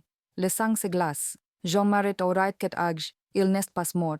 Il a survécu, il a disparu et il continue. Morel réunit son équipe. Sur le tableau, les fils rouges s'étirent désormais au-delà de Lyon vers Saint-Étienne, Grenoble, Annecy. Partout des traces faibles de disparitions, isolées des artistes, des femmes photographiées puis effacées. Un schéma apparaît précis, presque géométrique. Chaque point correspond à une exposition d'art contemporain entre 2005 et 2023. Toujours les mêmes codes, les mêmes titres, lumière intérieure, les ombres fixes, les visages perdus. Derrière chaque exposition, un pseudonyme revient Marc Dujardin. Les policiers comparant les visages, sous les cheveux gris et la barbe, l'algorithme de reconnaissance faciale donne une correspondance et 82%. Marc Dujardin sera Jean Marais. Le choc est total. Morel ne le dit pas encore à la presse. Il veut le trouver avant qu'il ne disparaisse à nouveau. Une planque est montée autour de l'adresse du galeriste. Une maison isolée en bordure de la Saône à Nouville. Nuit après nuit, les équipes observant notantes. L'homme saute rarement. Il marche le long du fleuve, souvent au crépuscule, un carnet à la main. Sa silhouette droite silencieuse se découpe sur l'œil. Tout en lui respire le contrôle, la patience, la précision d'un chasseur qui attend. Un soir, alors que la pluie s'abat sur les berges, Morel décide d'agir. L'équipe avance dans la nuit, les torches prêtes. Au moment où ils franchissent la grille, la lumière s'allume dans l'atelier. Le homme est là assis peignant. Il se tourne lentement. Le pinceau tremble dans sa main. Son visage est celui de Marais, vieilli mais intact. « Vous êtes en retard, capitaine, » dit-il calmement. Pas un mot de plus. Les policiers le maîtrisant sans résistance. Dans la pièce, des dizaines de toiles, des visages de femmes, certaines ressemblant aux victimes des années 2000, d'autres semblant récentes. L'une d'elles attire l'attention, un portrait inachevé date de 2024. Au bas du cadre, un prénom inscrit au crayon Lucie. À ce moment-là, on appelle retenti au commissariat. Une jeune femme nommée Lucie Chevalier, 27 ans, artiste peintre, a disparu depuis 3 semaines. Le sol se dérobe sous les pieds de Morel. Le monstre n'a jamais cessé. Marais est mené sous haute surveillance. Dans le fourgon, il garde le silence, les yeux rivés sur le vide. Morel l'observe dans le rétroviseur. « Pourquoi être revenu ?» demande-t-il. Une seconde de flottement, puis cette phrase basse presque tendre. « Parce que la lumière manquait encore. » Ces mots font froid dans le dos. Au commissariat, les interrogatoires s'enchaînent. Marais parle pour mais chaque phrase est une énigme. Il dit qu'il n'a jamais tout qu'il a continué l'œuvre, qu'il a révélé que des noyés avaient commencé. Il se décrit comme un témoin, un gardien de beauté. Pour lui, les femmes qu'il peignait n'étaient pas mortes et les étaient offertes à la lumière. Les enquêteurs se retiennent de hurler. Derrière ces mots pseudo-mystiques, tout suinte la manipulation, la folie et le sang. Dans sa maison, les experts fouillent chaque recoin. Au sous-sol, une porte métallique verrouillée. À l'intérieur, une pièce entièrement blanche. Des projecteurs fixés au plafond d'un chevalet au centre et au mur un panneau de liège couvert de photos. Lucie Chevalier y figure prise dans les rues de Lyon dans le métro sur les quais. On retrouve son sac, son téléphone et une boucle d'oreille brisée, mais pas son corps. Les caméras de surveillance d'une station service à quelques kilomètres montrant une voiture correspondante à celle de Marais la nuit de la disparition. Le coffre est recouvert d'une bâche. Quand les policiers ouvrent le véhicule, ils trouvent des traces de peinture, des poils de pinceau collés à une substance organique. L'analyse ADN le confirme Lucie Chevalier. Le puzzle s'emboîte à nouveau, trop parfaitement. Morel sent que quelque chose cloche, pourquoi laisser tant de traces, pourquoi provoquer. Les jours suivants, la presse explose. Le tueur d'étoiles arrête 20 ans de mensonges liant face à son cauchemar. Les caméras campent devant le commissariat. On interroge les anciens voisins, les anciens élèves, les galeristes. Tous parlant d'un homme discret, brillant habité. Un journaliste local résume il peignait la mort avec la patience d'un moine. Pendant que la ville cherche à comprendre, Morel plonge plus loin. Dans le bureau de Marais, il découvre une série de lettres non envoyées. Certaines datées de 2015, 2019, 2022. Toutes adressées à la même personne, Martin. Comme si Marais écrivait encore à son complice mort depuis 2 décennies. Je continue, écrit-il. Tu avais raison, elles ne voyant que quand on les figue. Ces lignes serrant la gorge de Morel. Ils comprennent que pour Marais Desnoyers n'a jamais disparu, il vit dans son œuvre, dans ses gestes, dans chaque trait de pinceau. Les psychiatres appellent qu'à une fusion d'identité post-criminelle. Mais pour Morel, c'est plus que c'est une succession, un héritage, le mal transmis comme une flamme. Le soir même, Hélène Vargas entre dans la cellule de Marais. Elle pose un dossier sur la table. Dedans la photo du portrait inachève de Lucie. Où est-elle, demande-t-elle doucement. Marais la regarde longuement puis esquisse un sourire. Vous la verrez bientôt. Cette phrase simple suffit à glacer le sang. Quelques jours plus tard, un message anonyme parvient à la PJ. Une photo prise dans un entrepôt, un corps allonge partiellement couvert d'un drap blanc baigné dans une lumière de projecteur. Et au moment à la main la dernière lumière décante. L'adresse jointe conduit à un hangar abandonné près de Vienne. L'équipe se précipite. À l'intérieur, l'odeur de térébenthine et de métal brûle. Sur la scène, un dispositif macabre d'étoiles suspendues, des lampes dirigées, une musique enregistrée en boucle. Et sur une estrade, le corps de Lucie Chevalier figue dans une pose théâtrale, les yeux ouverts, les lèvres couvertes de pigments d'or. À 16 pieds d'une plaque, pour Martin enfin la lumière parfaite. Hélène détourne le regard, Morel serre les poings. Marais avait raison, il voulait qu'ils la voyant, qu'ils voyant son œuvre achevée, l'arrogance ultime du tueur. Au poste m'arrête ni toute implication. Je ne suis pas allé là-bas, dit-il. Pourtant, des empreintes de chaussures identiques aux siennes sont relevées sur la scène et surtout sur la toile suspendue derrière le corps une signature différente de 3 lettres cette fois. JMD Jean-Marie Marc Dujardin. Mais la troisième dit pour Desnoyers ou quelqu'un d'autre. L'affaire déjà monstrueuse prend une tournure encore plus étrange. Sur les réseaux, des rumeurs explosent, on parle d'un cercle d'artistes, d'une secte de la lumière, d'autres disciples inconnus. Les forums déterrent des expositions obscures, des œuvres signées du même symbole, le cercle traverse d'une ligne. Certaines datant de 2023, d'autres de 2025 postérieures à l'arrestation de Marais, quelqu'un continue quelque part. Morel n'endort plus, il rentre tard sur le rond noir sous la pluie. Dans sa tête, les visages d'Élise, de Claire, de Camille, de Lucie se confondant. Toujours cette lumière, toujours ces regards figues. Hélène lui répète qu'il doit se reposer, mais il sait que ce genre d'histoire ne s'éteint pas. Pas tant qu'il reste un écho. Une nuit, incapable de dormir, il rouvre le dossier photographique. Sur l'une des images prises dans le hangar, on détaille lui échappé d'abord. Dans le reflet du projecteur derrière la scène, une silhouette, ni marette ni policier. Une silhouette mince long manteau, appareil photo en main. Morel zoom. L'image est floue mais nette assez pour distinguer un symbole tatoué sur le poignet, le cercle barre. Et sur le poignet, une montre moderne. Date visible 29 octobre 2025. C'est-à-dire il y a 3 jours. Le sang de Morel se figue, le message anonyme, la photo, la mise en scène. Maret est derrière les barreaux. Quelqu'un d'autre filme désormais. Quelqu'un qui continue l'œuvre. L'image tournée encore sur l'écran du bureau granuleuse fantomatique. Le reflet du projecteur, la silhouette flotte, le tatouage. Morel fixe la montre comme on fixe une horloge qui compte à rebours. 29 octobre 2025. 3 jours. Ce n'est pas une trace du passe. C'est un signal, un avertissement. Quelqu'un est dehors, quelqu'un observe, quelqu'un agite. Et si quelqu'un se réclame du même symbole, le cercle barre, la signature du mal. Dans le couloir du commissariat, la tension est palpable, les agents parlent à voix basse comme dans une église avant une tempête. Hélène Vargas arrive, dossier en main, le visage fermé. On a vérifié la photo. Elle a été envoyée depuis un serveur crypte localisé à Villeurbanne. Le message transite par un VPN allemand impossible à remonter. Morel se frotte le front. Il joue avec nous, Hélène. Il veut qu'on suive sa lumière et le comprenne.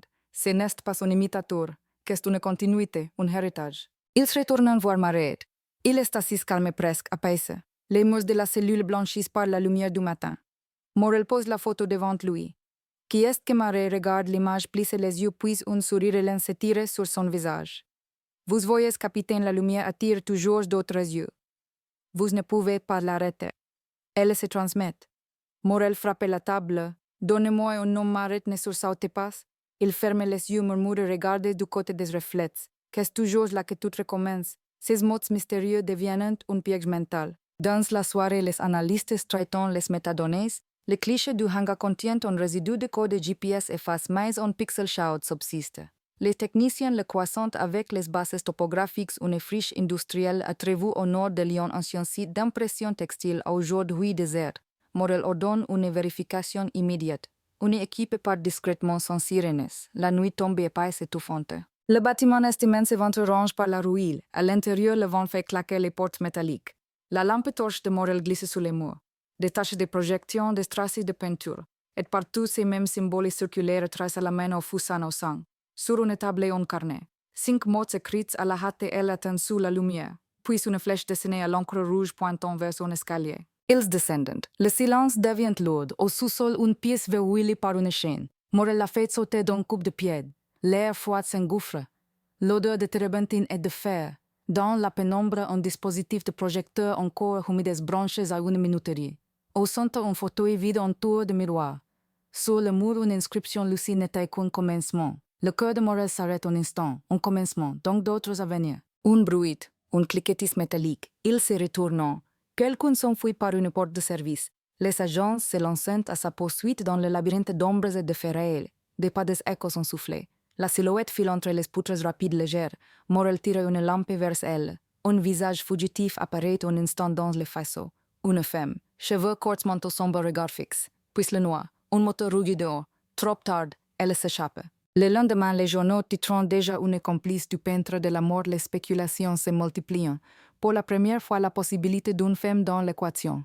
Une élève, une disciple, une héritière. Dans les archives, Hélène découvre un détail oublié en 2003. Avant la disparition de Claire Duré, un atelier commun avait été organisé par Desnoyers et Marais. Parmi les participantes, une jeune étudiante en arts brillante et discrète fascinée par eux. Son nom est Lina Roche. Aucune trace d'elle après 2004.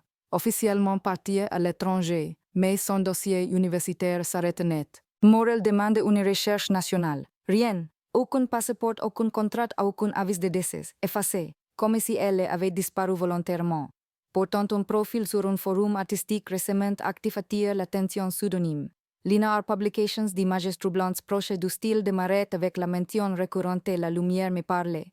L'adresse IP conduite à un café atelier de Vèze. Ils s'y rendent aussitôt. Le lieu semblait ordinaire. Tables en bois odeur de café moulu murs tapisses de peintures abstraites. Le serveur n'y connaître ses pseudos. Mais à l'étage dans un petit bureau transformé en studio photo, une étoile posée contre le mur. Les mêmes pigments, la même signature, le cercle barre, et sur le bureau une carte mémoire, ils la saisissent. Les images qui défilent sont glaciales, portraits féminins, récents dates d'octobre, une d'elles a été prise la veille. La photo montre une jeune femme aux cheveux blancs dans une salle d'attente. Derrière elle, une affiche d'hôpital portant le nom clinique Mon Plaisir. Morel fonce, là-bas le personnel confirme la femme est venue pour un entretien d'embauche puis n'est jamais revenue. Les caméras de surveillance montrent qu'elle est montée dans une voiture noire conduite par une femme non identifiée. Même manteau sombre, même taille que la silhouette du hangar. Le piège se referme. Morel comprend que Lina Roche, si qu'est bien elle continue, c'est que Marais commence. Une nouvelle génération du mal, une nouvelle forme d'art morbide. La nuit suivante, la police bloque les routes autour de Lyon. Des équipes surveillent les entrepôts, les zones abandonnées, les galeries, mais elle reste invisible, comme un reflet insaisissable. Pendant si temps, Marais dans sa cellule chante. Un murmure monotone et répétitif. Les gardiens disent qu'il récite des noms. Quand Morel entre, il s'interrompt, lève les yeux. Vous la verrez, dit-il doucement. Elle peindra votre visage aussi. C'est un calme presque affectueux, met Morel hors de lui. Il sort referme la porte d'un coup sec. Dans le couloir, Hélène l'attend. Il la prépare, tout le comprendre, non c'est sa dernière œuvre, et elle veut la finir. Les jours passent interminables. Les médias parlent de l'école de la lumière, des imitateurs des mythes. Des touristes viennent photographier la maison de Desnoyers. Les familles des victimes déposant des fleurs indignées. La douleur devient un spectacle. Morel le sait qu'à l'orange. Il veut la vérité avant que le chaos ne dévore tout. Une nuit, un appel révèle le commissariat. Un agent en patrouille remarque une lumière anormale dans une usine désaffectée à Givors. Morel s'y rend en urgence. Les phares pressentent la brume. Dans le hangar, la scène est prête. Projecteurs allument musique douce, odeur de huile et de sang. Sous le sol, un cercle parfait trace à la craie blanche. Au centre, une chaise, vide. Mais sur le dossier, une enveloppe. À l'intérieur, une photo de Morel, prise à travers la vitre de son bureau de jours plus tôt. Et derrière, écrite à la main, vous êtes le prochain visage. Elle reste un long moment immobile, le souffle court. Hélène arrive, comprend immédiatement. Elle te suite, murmure-t-elle. Morel sent la rage monter.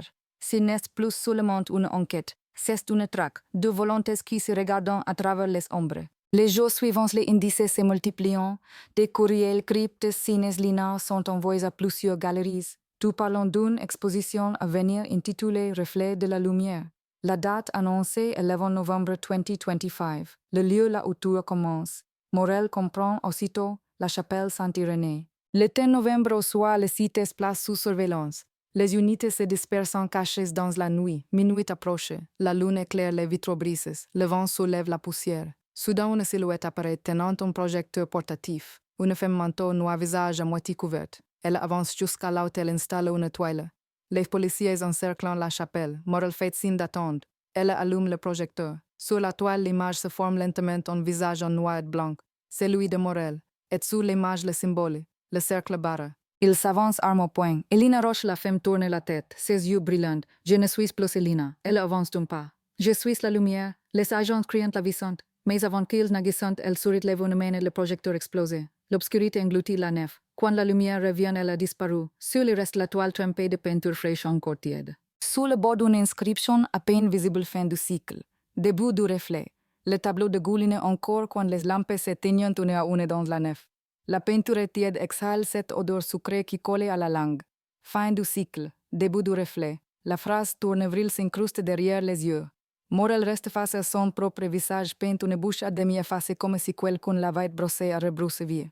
Le projecteur explose la silhouette, disparaît la chapelle, avale son écho. Dans l'oreillette, des voix se superposent trop rapides, trop tardives. Il n'y a plus rien à arrêter ici. Seulement se constate ce qu'inacceptable, la prochaine scène est déjà choisie. Et l'homme vise a déjà été désigné. Dans la voiture qui redescend de Fauvière, la ville dort par morceaux, mais les néons des postes de nuit trouant l'obscur. Helen Vargas fixe la route mâchoire serrée. Elle joue à deux temps, dit-elle. Elle montre puis elle efface. Elle laisse un miroir et elle l'emporte. Morel ne répond pas. Il revoit la silhouette au hangar, l'éclat de poignet, tatou et la montre moderne. Puis la phrase « Je ne suis plus Elina, je suis la lumière ». Il sait ce que ça signifie. Ce n'est pas une signature, c'est une méthode. L'œuvre ne cherche plus un seul auteur, elle cherche une continuité, un relais, une perpétuation. Au commissariat, les lumières restant allumées jusqu'à l'aube, les techniciens montant au mot numérique à gauche les anciennes scènes à droite les nouvelles. Au centre, les symboles, les cercles barrés répétés altèrent multiplient comme une cellule qui bourgeonne. On superpose les dates, on aligne les lieux. Les grappes forment une géométrie calme et atroce. Les premières années desnoyées, les années centrales marquent la dernière branche la plus vive linéaire. Hélène glisse une couche de plus presque transparente, une cartographie des miroirs urbains, vitrines verrières, vitres de troncs d'eau, surfaces où la lumière se dépose. Les points s'alignent différemment. Et soudain tout s'éclaire, la moitié des scènes récentes se situent à portée d'un reflet public. Reflet de la lumière, murmure Hélène. Le titre n'était pas une promesse marketing, qu'était une carte. Le service cyber décortique les comptes, l'inar n'existait pas, ou plutôt elle existe comme une mosaïque d'adresses entre les des fragments de phrases disséminées dans des commentaires, d'expositions des critiques signées sous d'autres noms. On recoupe les heures de publication avec les logs des antennes. Un motif apparaît, les messages sont postés toujours après des trajets anti-ciel lignes aussi avec changements près de Saxe, Gambetta, Hôtel de Ville, quoi paquet. Les vieilles traboules s'insinuent entre ces stations comme des veines. Elle passe sous la ville dite Morel, elle aime les couloirs. Il pense alors à ces courettes pavées, à ces escaliers noirs d'humidité aux murs frottés par des siècles de main. L'endroit parfait pour disparaître en marchant. À 8h, une alerte tombe, une galerie en ligne vient de publier l'annonce d'une projection performance éphémère, une seule nuit reflète de la lumière. Pas de lieu, pas de heure, juste une image en morceau de vitrail brise reconstitué par un collage numérique. Les analystes tentant la sténographie, ils poussent les niveaux isolant les couches, dans le bleu d'ouvert des chiffres se révélant presque des laves. Hélène les lit à voix basse en parlant comme un rosaire. Ce sont des coordonnées mais incomplètes tronquées par un doigt.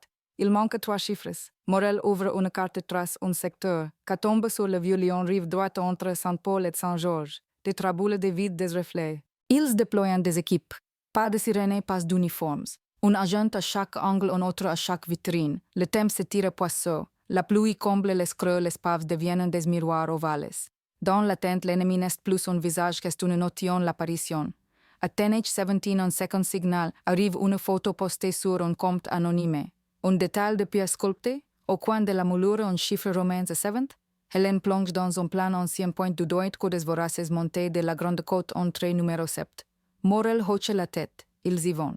La connue raison d'espace de touristes en toute saison, mais ce matin elle est vide étouffée par la pluie. L'escalier monumental se dresse comme un décor. Au deuxième palier, une porte entrouverte. Un soufflet d'air humide glisse par l'interstice. Morel passe les premières lampes au point. Un couloir, une odeur d'eau stagnante, puis un angle serré de bouche sur une petite pièce.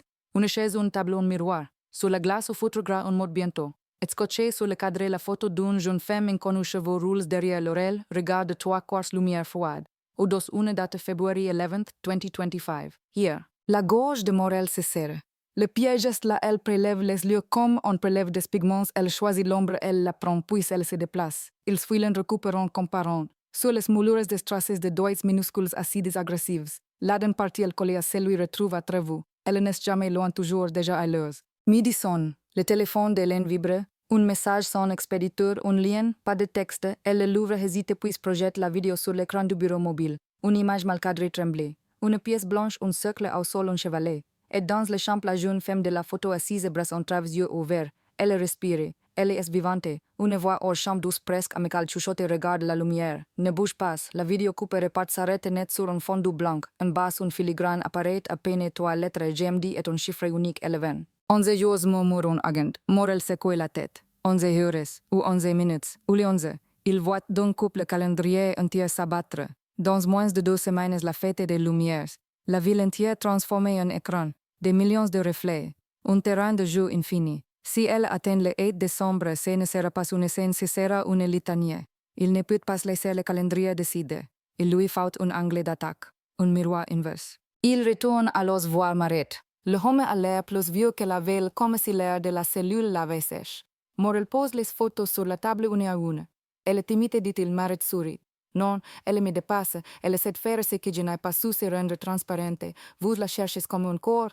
Elle n'est qu'une lumière. Morel ne cligne pas avance. Dis-moi comment elle pense. Le silence qu'elle. Puis Marette souffler, elle pense par réponse. Elle choisit une surface, elle atteint l'angle. Elle déteste les lieux plats. Elle vote des strates des plans des fantômes. Pour elle, la ville est une chambre noire. Une chambre noire, le mot claque illumine. La ville comme un appareil optique, les traboules comme un soufflet, les fenêtres comme des lentilles. Hélène, en sortant, pointe déjà vers les archives. On avait noté au début de l'affaire l'usage d'un projecteur ancien des verres stylés des cachets. Avec Lina, la technique, échange caméras, miniatures, tableaux, rétroéclairs, vitres straightées. Mais la logique reste la même, dessiner la vision avant l'acte. Construire le cadre ensuite seulement poser le corps. Si on interrompt le cadre, peut être qu'on interrompt la suite. Ils montent une leurre. Une annonce discrète relayée sur 3 forums obscurs promet un event privé jamais montré étude sur la dernière lumière, toiles inédites attribuées à Martin de le lieu choisi un ancien dépôt de square de Sion vitre cerne d'eau. L'endroit parfait pour attirer quelqu'un qui pense par reflet. On laisse volontairement transpirer des détails une vitre mal sécurisée, un créneau horaire flottant, un accès latéral. On place des équipes antennaïles, drones en veille tirés dissimulés. Le piège n'est pas une clôture, qu'est un miroir brise en 1000 fragments. La soirée tombe. Les squares deviennent des rubans sombres parcourus de halots. À 21:03, une silhouette s'approche de la verrière, hésite, s'éloigne, revient. Manteau long capuché. Une main gantée fin collée un petit miroir rond sur la vitrine comme une balise pour la lumière. Morel fait signe d'attendre. La silhouette se détourne, s'enfonce dans l'ombre, remonte vers une bouche de goutte ouverte. 2 agents glissant derrière, silencieux. Soudain, une vibration faible traverse le sol. Le miroir pose sur la vitre, tremble, s'illumine d'une LED minuscule. Bombe lâche un policier. Hélène approchée ni projecteur relaise. Elle veut se servir de notre piège pour fabriquer son écran. Ils basculent au plan B. Coupe l'électricité, saturée les ondes, isolent le périmètre. La verrière s'éteint, les drones plongent en mode passif. Dans l'obscur, une seconde silhouette apparaît côté rivière. Plus petite, plus vive. Un éclat de métal intrépide. Ils sont 2. Non, ils sont plusieurs. Le symbole n'était pas une signature, qu'était une franchise. Une école. La gorge de Morel se serre. On y va, les équipes bondissant. Un cri d'espace qui claquente, la fuite s'organise en éventail. On rattrape la silhouette de la rivière, un adolescent, à peine 20 ans tremblant, qui répète qu'il ne fait que filmer pour un collectif. Dans sa poche, une carte, un plan des traboules annoté des flèches vers des puits de lumière des dates. Au centre, une seule mention en rouge, 812 matrice. Au même instant, un message arrive sur le téléphone de Morel. Un numéro inconnu, une photo l'icône d'un direct. Le lien s'ouvre sur une diffusion, livre un cadre serré lumineux vibrillonnant. Une femme bandes respire fort. Sa voix craque, je m'appelle Maëlle. Si quelqu'un m'entend. La caméra panote dévoile un mur de miroir en arc. Au bord du cadre, une silhouette passe, la même capuche, la même main gantée. Puis la voix douce familière calme. La lumière arrive. Hélène coupe le flou, l'aspire, fouille les paquets. Le serveur est local alimenté par un routeur mobile, à moins de 2 km. Ils quadrillent en serrant remontantes. Les antennes triangulantes vers le bas des pentes près d'un ancien atelier de photographie. La façade ne paye pas de mine, mais dans la cour une trace fraîche de gomme brûlée. Ils s'enfoncent dans la porte. L'odeur les attaque solvants poussière sueur. La pièce principale est un labyrinthe de glaces montées sur rails formant des couloirs qui se dérobent des anglais où l'on ne sait plus qui regarde qui. Des lampes suspendues balançantes créant des éclats qui traversent l'oeil comme des aiguilles. Au centre, une chaise, vide, les liens pendants. Au sol, un cheveu blond d'une goutte de sang bruni. Mais elle est la minute plus tôt. Au fond, une logo, sur le miroir, écrite au rouge à lèvres d'un impé qui raspe la fête. Et sous la phrase, une minuscule photo Polaroid collée de travers, Hélène en conférence l'année passée, visage levé, lumière d'écran sur la peau. Morel reste pétrifié, un battement de trop. Quand il se retourne, Hélène a déjà sorti un souffle court qui ressemblait à un rire éteint. Alors qu'est-ce maintenant? Pas son tremblement, mais dans ses yeux son éclair bref humain. Ils ressortent ventre serré, respirations hautes, la pluie s'échangeait en bruit métallique, les talkies crachant des positions des angles des impossibles, au bord de la rue un fourgon blanc demeure dans un couinement de pneus. La gente le plus proche bondit frappe et glisse, le fourgon disparaît au coin. Morel rugit un ordre mais la rue se vide déjà. La scène se refermait comme un piège qui n'a mordu que de l'air. La nuit suivante, Lyon bruissait d'un rumeur nouveau toxiqué l'école des reflets. Des comptes anonymes publiant des fragments de visages mêlant vieux portraits et captures récentes dissolvant les identités. On demande si la police contrôle encore quoi que ce soit. On invente des pseudos pour les disciples. On fabrique, on propage. L'angoisse devient contagieuse. Morel sait que les temps n'est plus linéaires, chaque minute nourrit l'ennemi. Au petit matin, on colis attend à l'accueil du commissariat, sans timbre, sans nom. Dedans, une petite glace ovale bord l'éton ancienne fine forward. Sur le temps gravé à l'aiguille, une date March 11, 2025 aujourd'hui. Et trois mots choisissent l'anglais. Une carte stille scotchée derrière, ils la lisent. Une sur la vidéo moins de 10 secondes, un plan fixe sur une vitre emboîtée sur la boîte en filigrane l'enseigne d'un lieu qui se devine à peine, on devine des lettres SPO, labo, Hélène remonte une liste et il n'existe presque plus de laboratoires photo-argentiques en ville, 1, 2, 3, 4. Le quatrième est à la guillotière dans une arrière-cour qui donne sur une puits de lumière triangulaire, un miroir naturel. Ils s'y vont sans sirène et sans promesse. La cour est silencieuse, peuplée de plantes grasses et de vélos rouillés. Une porte vitrée vibre légèrement sous un soufflet. Morel pose la main pouce. Dedans, l'obscur s'ouvre rouge sombre de lampe inactinique, des bacs d'espaces de cordes à photos. Au bout d'une seconde, pièce vitrée transformée en mini-studio. Elle la pose au centre, un appareil sur trépied. La caméra est allumée, le direct prête la clé forge branchée. Mais personne. Sur le fond de papier gris, une chaise, un miroir, est accroché par une épingle, un badge de visiteur avec un nom imprimé Hélène Vargas. Le cœur cogne si fort qu'on l'entend presque. Morel avance, arrache le badge, repousse la chaise, scrute le moindre son. Dans la pièce adjacente, un cliquetis. Il braque. Une porte de placard entrouverte. Il l'ouvre d'un coup. Dedans, une femme recroquevillée ballonne et yeux creves de larmes. Passe Hélène, Maëlle, vivante, tremblante. Elle secoue la tête, parle trop vite, elle est partie. Elle a dit qu'elle allait chercher la vraie lumière. Elle a dit que Jeunesse est qu'un prélude qu'elle allait comprendre. Morel la couvre, appelle les secours, reste penché, la voix basse comme dans une église. Tu es en vie, qu'est fini. Il sait que n'est pas vrai, mais il faut bien prononcer ces mots à quelqu'un une fois pour qu'ils existent. Dehors, les gyrophares tachant les façades. Les voisins ouvrant les fenêtres accrochées aux cadres comme à des hublots. Dans le vacarme, Hélène se tourne vers Morel. Alors voilà, dit-elle, debout du reflet. Ce n'est pas un slogan, que est un rituel. Elle met des zines, elle me met dans le cadre et puis elle attend que je bouge. Elle lève la petite glace et ovale sortie du colis, la penche sous la aube blanchâtre. Son propre visage s'est répété en miniature démultiplié par la vitre du labo, par le puits de lumière, par le regard de Morel. Très bien, murmurait-elle. On va choisir l'anglais. Au même instant, au fond d'une cellule, Jean-Marie ouvre les yeux comme si l'aube lui avait soufflé un secret. Il tient la main trace dans l'air, le cercle barre lentement comme on écrit un nom que l'on aime. Puis, il sourit infiniment, la cette chuchote pour lui, surtout as compris Célina. La fête approche. Et Léon encore une fois retient son souffle, parce qu'au-delà des preuves, au-delà des caméras, au-delà des mots où l'on écrit des mots qu'on tremble à lire, il y a que date qui avance à pas de loup. 8 décembre, des foules reflètent partout, un océan de yeux, un théâtre de vitres.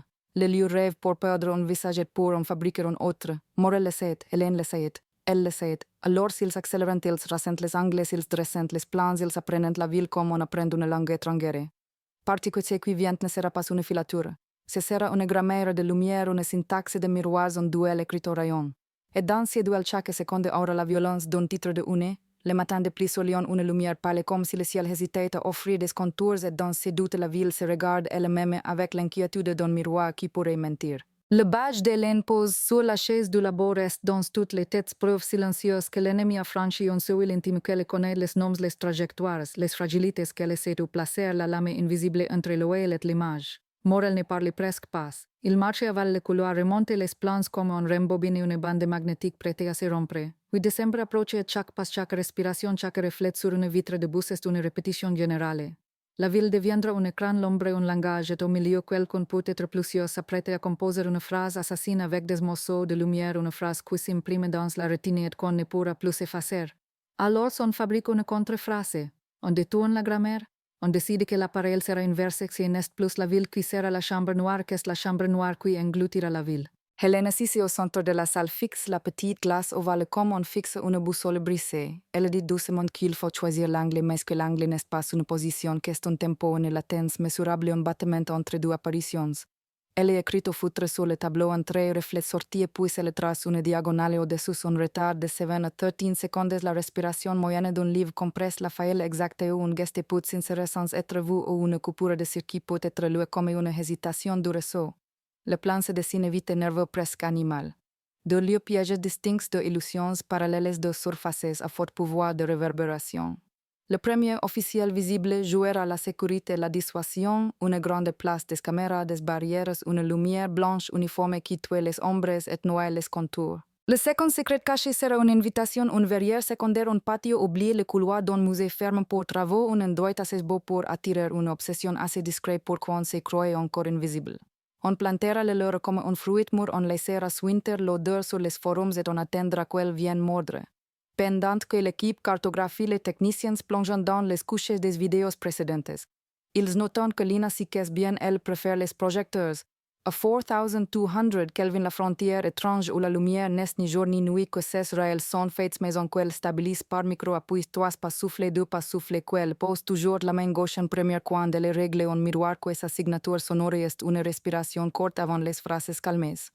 Ce sont des atomes des poussières de geste mais qu'est dans cette poussière qu'on reconnaît un auteur. L'après-midi, les réunions s'enchaînent avec la mairie, la préfecture, les équipes de la fête des Lumières. On parle des protocoles, on dit qu'il ne faut pas céder à la panique, qu'il faut garder la foule et la beauté qu'on ne peut pas éteindre la ville. Morel écoute et comprend que l'art et l'ordre sont deux plaques tectoniques prêtes à frotter. On lui donne des effectifs des radios, des drones, mais aussi un avertissement, pas de scène, pas d'étalage, pas de panique. L'ennemi lui vote la scène, il se nourrit de l'étalage, il boit la panique. Alors son travail comme des funambules, un pied sur le câble, l'autre sur la nuit. Hélène demande la liste de toutes les verrières au centre de toutes les cours avec puits de lumière, des ateliers d'art, des arrière-salles de galeries, des étages techniques au-dessus des théâtres, des passerelles vitrées, une topographie du fragile. Les cartes recouvrant le sol, on y marche avec précaution comme sur une glace fine. Elle repère 3 points qui chantent plus fort une verrière rue Sainte-Catherine, une passerelle inox au-dessus de la Saône dans un bâtiment administratif et les jardins secrets d'un musée fermé où subsiste un pavillon aux baies anciennes. Morel choisit le pavillon, c'est sera la goule du piège. On y installe une scène fantôme des toiles anonymes, une signature attribuée à même dit qu'on laisse transpirer sur du canaux obscurs. On règle l'éclairage pour fabriquer des niches d'ombre qui semblent inviter et des zones brûlées qui éloignent. On laisse volontairement une entrée latérale presque crédible, un capteur mal camouflé de gardiens, un peu trop visibles de quoi flatter la certitude de la prédatrice de quoi lui donne l'illusion de la ruse. Pendant ces temps, Morel revient voir Marais. Il apporte 3 tirages la chapelle de l'abo la cour au bax de révélateur. Elle va frapper le oui, Marais regarde les photos comme on caresse des souvenirs. Tu penses en dates. Elle pense en halos. Le 8 n'est pas un jour qu'est une densité. Si la densité monte avant, elle viendra avant. Morel serre les dents. Alors dis-moi pourquoi ce badge? Pourquoi Hélène? Marais sourit d'un sourire Hélène triste parce que c'est elle qui sait voir. Et qu'on peine toujours pour celle ou celui qui comprend. Il s'éclaircit la gorge ajoute dans un soufflet parce qu'un bon portrait a besoin d'un regard capable de se laisser prendre. Hélène écoute l'enregistrement plastard sans brancher. Elle dit seulement qu'il vient chercher mon regard. Je sais fermer les yeux. Elle ne plaisante pas. Elle a appris à tenir sous l'eau quand l'image menace d'engloutir.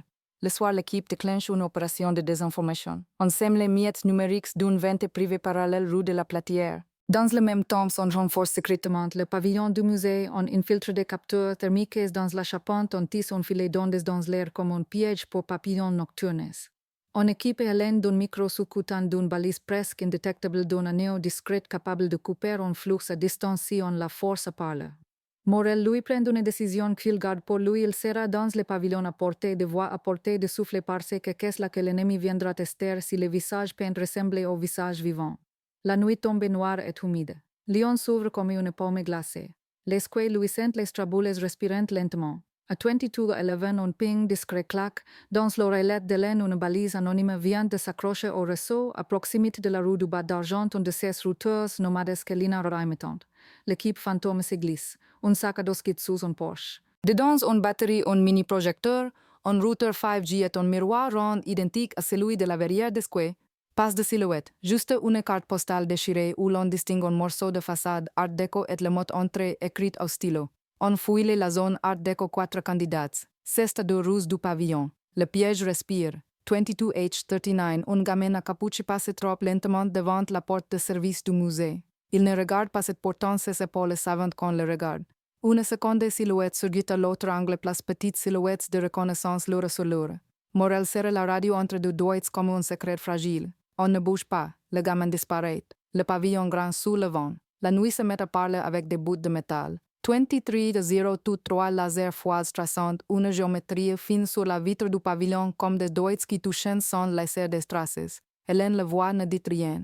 Elle déplace très légèrement son épaule offrant au faisceau la rondeur dans l'heure. Les capteurs craignent un faux reflet l'équivalent d'un mirage. On passe approche si léger qu'on pourrait le confondre avec la pluie. Morel retient sa respiration. Un parfum de solvant un peu de corse d'orange l'ombre d'un cuir fin. Elle est là. Elle teste les anglais se glisse dans les trous. Une main gantée effleure l'abeille puis la renonce. Elle préfère la porte latérale. Elle alloue le décor. Elle morde exactement où on voulait qu'elle morde. Mais elle le fait un décalage, un pas à droite de ce que prévoit la chorégraphie. Elle injecte son propre rythme dans notre piège. Elle murmurera plus tard que qu'est le geste des danseuses qui ne comptent pas la musique qui la possédente. 23H07 ouverture, un soufflet. La porte latérale se danse un cri microscopique. L'air change de densité, la température baisse d'un degré. On la voit enfin découpée par la verrière silhouette fin capuche masque chirurgical, un regard noir sans fond. Elle ne tremble pas, elle n'hésite pas. Elle porte un petit sac à outils, un réel pliable d'un miroir, un projecteur de poche tout ce qu'il faut pour fabriquer une phrase lumineuse de 60 secondes. Elle avance dans le pavillon, touche les toiles fantômes avec une sorte de respect blasphématoire, pose un miroir au sol, l'autre en oblique sur une chimaise. Le faisceau cherche Hélène comme la langue cherche une dent cassée.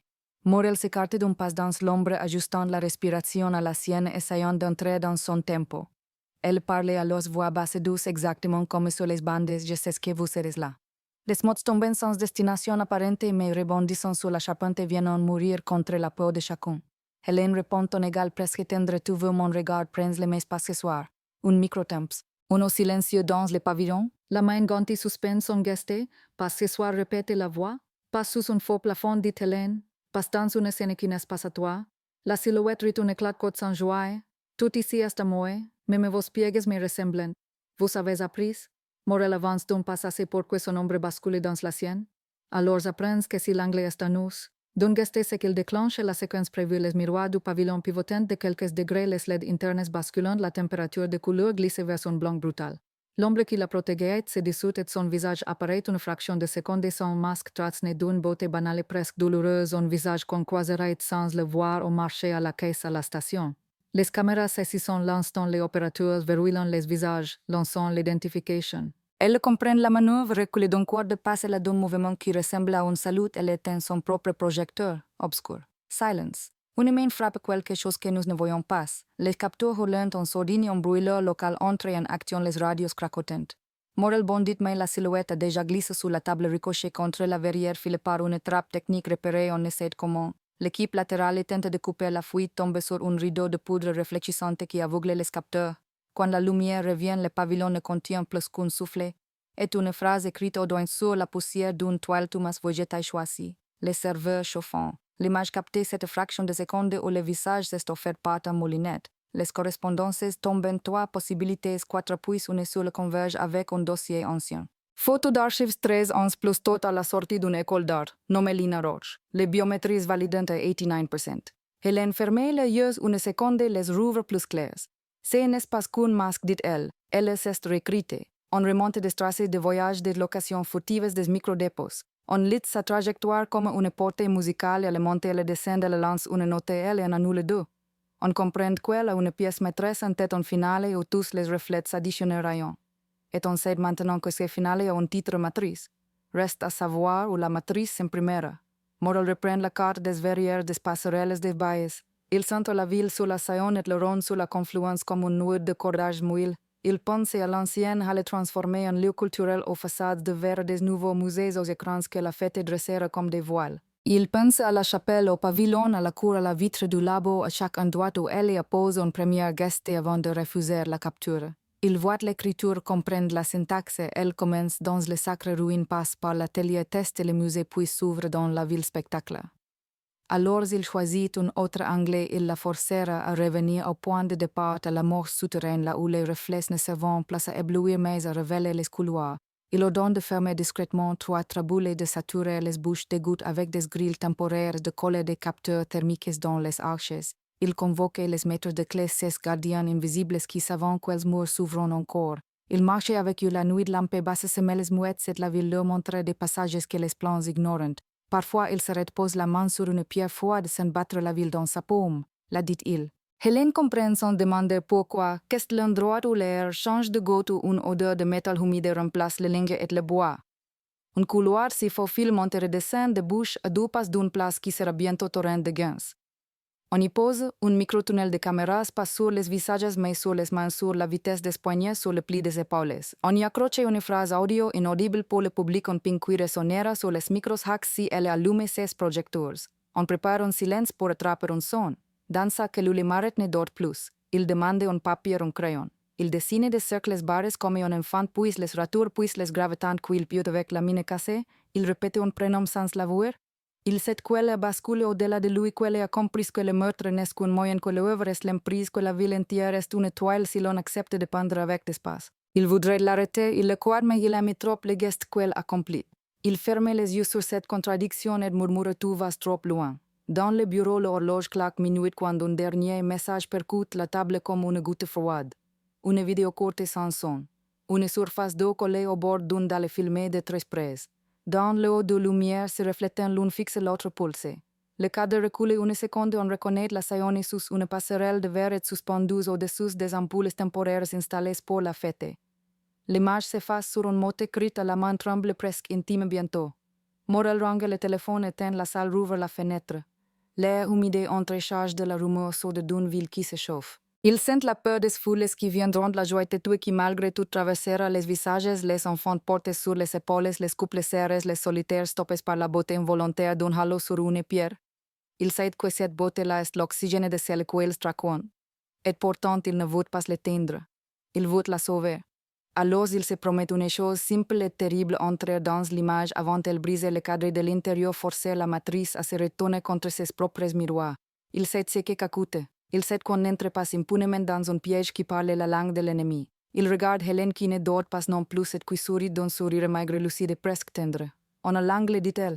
Il répond sans voix, juste en hochant la tête, et la nuit à cet instant exact semble approuver. Parce que quelque part au bord de l'eau, une silhouette cesse de marcher. Parce que sa montre clignote une fois puis s'éteint. Parce qu'elle aussi sait qu'on approche du point où une histoire ne peut plus reculer, où il faut choisir le visage à garder. Où un cold case cesse d'être un passe pour devenir un présent en fou. Et Lyon, comme à chaque époque où elle s'est vue dans un métal poli, décide de respirer plus lentement en attente du premier cri, du premier halo, du premier verre brise. La nuit suivante s'ouvre comme une paupière douloureuse sous la Sayone, la ville couverte d'humidité ressemblait à une peu où chaque pour respirer la peur de l'excitation mêlée.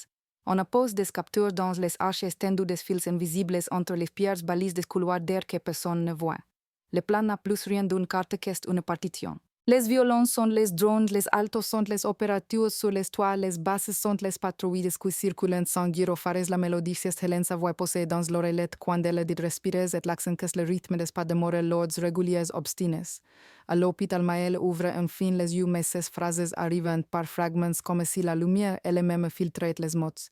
Elle parle d'une odeur méticuleuse de solvance d'orange amer, d'un cliquetis de réels, d'une main gauche qui ajuste et d'une respiration qui s'interrompt avant chaque phrase. Hélène note tout sans lever la tête et ajoute en marge latence. Ce n'est pas une signature qu'est un sablier. Pendant 6 temps la ville se prépare à la fête comme on sirait autrefois un bouclier avant la bataille. Des techniciens accrochant des guirlandes d'ampoules provisoires, des ingénieurs testant des choses, des enfants tirant leurs parents vers les vitrines où des halos d'essai s'allument puis s'éteignent les cafés se remplissent d'une rumeur chaude qui dit que ce soir on sortira, on regardera, on oubliera un instant les journaux. L'ennemi, lui, a simplement plus de surfaces. Il n'a pas besoin de produire, il a besoin d'absorber. Alors on décide de réduire l'appétit. On coupe certains, reflète on mate le verre, on voit les baies trop franches, on densifie des angles morts avec une lumière blanche qui écrase. On abat des ombres comme on abattrait des arbres à la hache. Et dans ce clair-obscur volontaire, on laisse pourtant 3 zones respiratoires poumons discrètement ouverts, des pièges à papillons calibrés, la passerelle de verre au-dessus de la saône et le pavillon déjà connu que l'on a rebouché à moitié pour simuler l'abandon est une verrière administrative qui communique par une cursive technique avec une cour silencieuse où une puits de lumière triangulaire dépose une clotte de laboratoire. Elle reviendra là où elle a déjà posé la main, dit Morel, et son index tapote presque tendrement la carte plastifiée au centre de la table. Dans sa cellule, Jean Maret écoute une pluie de nuit qui ressemble à des percussions. Il demande un verre d'eau en renverse, expresse une goutte sur la table, observe le reflet minuscule du néon et sourit pour lui seul. Tu vas choisir l'eau, murmure-t-il comme s'il parlait à une enfant entêtée. Au même moment, un compte anonyme publie une image sans texte, un rectangle noir traversé par une fissure de blanc en quoi arrête une vitre fondue photographiée à contre-jour. Les analystes en extrayant un code temporel 2137. Rien d'autre. Elle nous donne un rendez-vous, un heure mais pas en lieu lâcher un opérateur. Elle vote qu'on essouffle la ville. Elle ne perd pas le fil, elle aligne les dernières apparitions. Les pings, les trajectoires et trouve un décalage constant 7 à 13 secondes entre mise en scène et diffusion 19 à 24 entre diffusion et rediffusion sur les relais. Si nous coupons au 11e, elle réapparaît au 19e, résume-t-elle. Alors on coupe au 8e. Les techniciens acquiescent les doigts déjà sur les matrices de routage. Dans l'heure d'oscillon brune, les ponts deviennent des cils mouillés. 2132. En premier livre sauvage, Jelly sur 2 comptes miroirs en plan serre de haut sombre la surface de la saône si proche qu'on en voit les fibres électriques. Puis une respiration courte. La caméra reculée d'un geste maîtrise révèle la passerelle de verre, un bout de rambarde, une silhouette en capuche qui place son miroir ovale contre le garde-corps. 8 secondes. Hélène ordonne la saturation. Écran noir. 213306, le flou réapparaît via un relais portable à 2 roues anglais d'attaque, différents un reflet glisse depuis la verrière administrative. On coupe au 8e, silence, puis le 3e flux surgit plus haut à la verticale de la passerelle prise depuis une fenêtre qui donne sur le fleuve. Elle fractionne commenté Morel. Elle découpe sa scène. Elle vote qu'on se fatigue. Les équipes pivotent en glissant se coulant dans les roues comme de l'eau qui trouverait toujours la pente. Au niveau de la passerelle, une femme en manteau s'arrête fait mine de regarder son téléphone. Dans sa main un petit cylindre qui clignote. Le corps de Morel accélère, il hoche du ombre scène détachant la grippe découvrant un visage interdit vingt dans sa peine et panique carte de collectif dans la poche son nom qui s'évapore en rôle relayeur.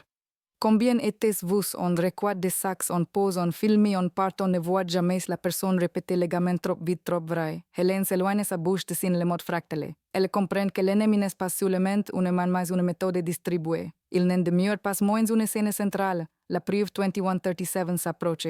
La fissure blanche de l'image codée devait être un pont en verre et une vitre. Elle tourne la tête vers la verrière administrative. Il y a là au sommet un passage où le monde bascule un couloir vitre qui renvoie la rivière en bande claire exactement l'éclair qu'on a vu.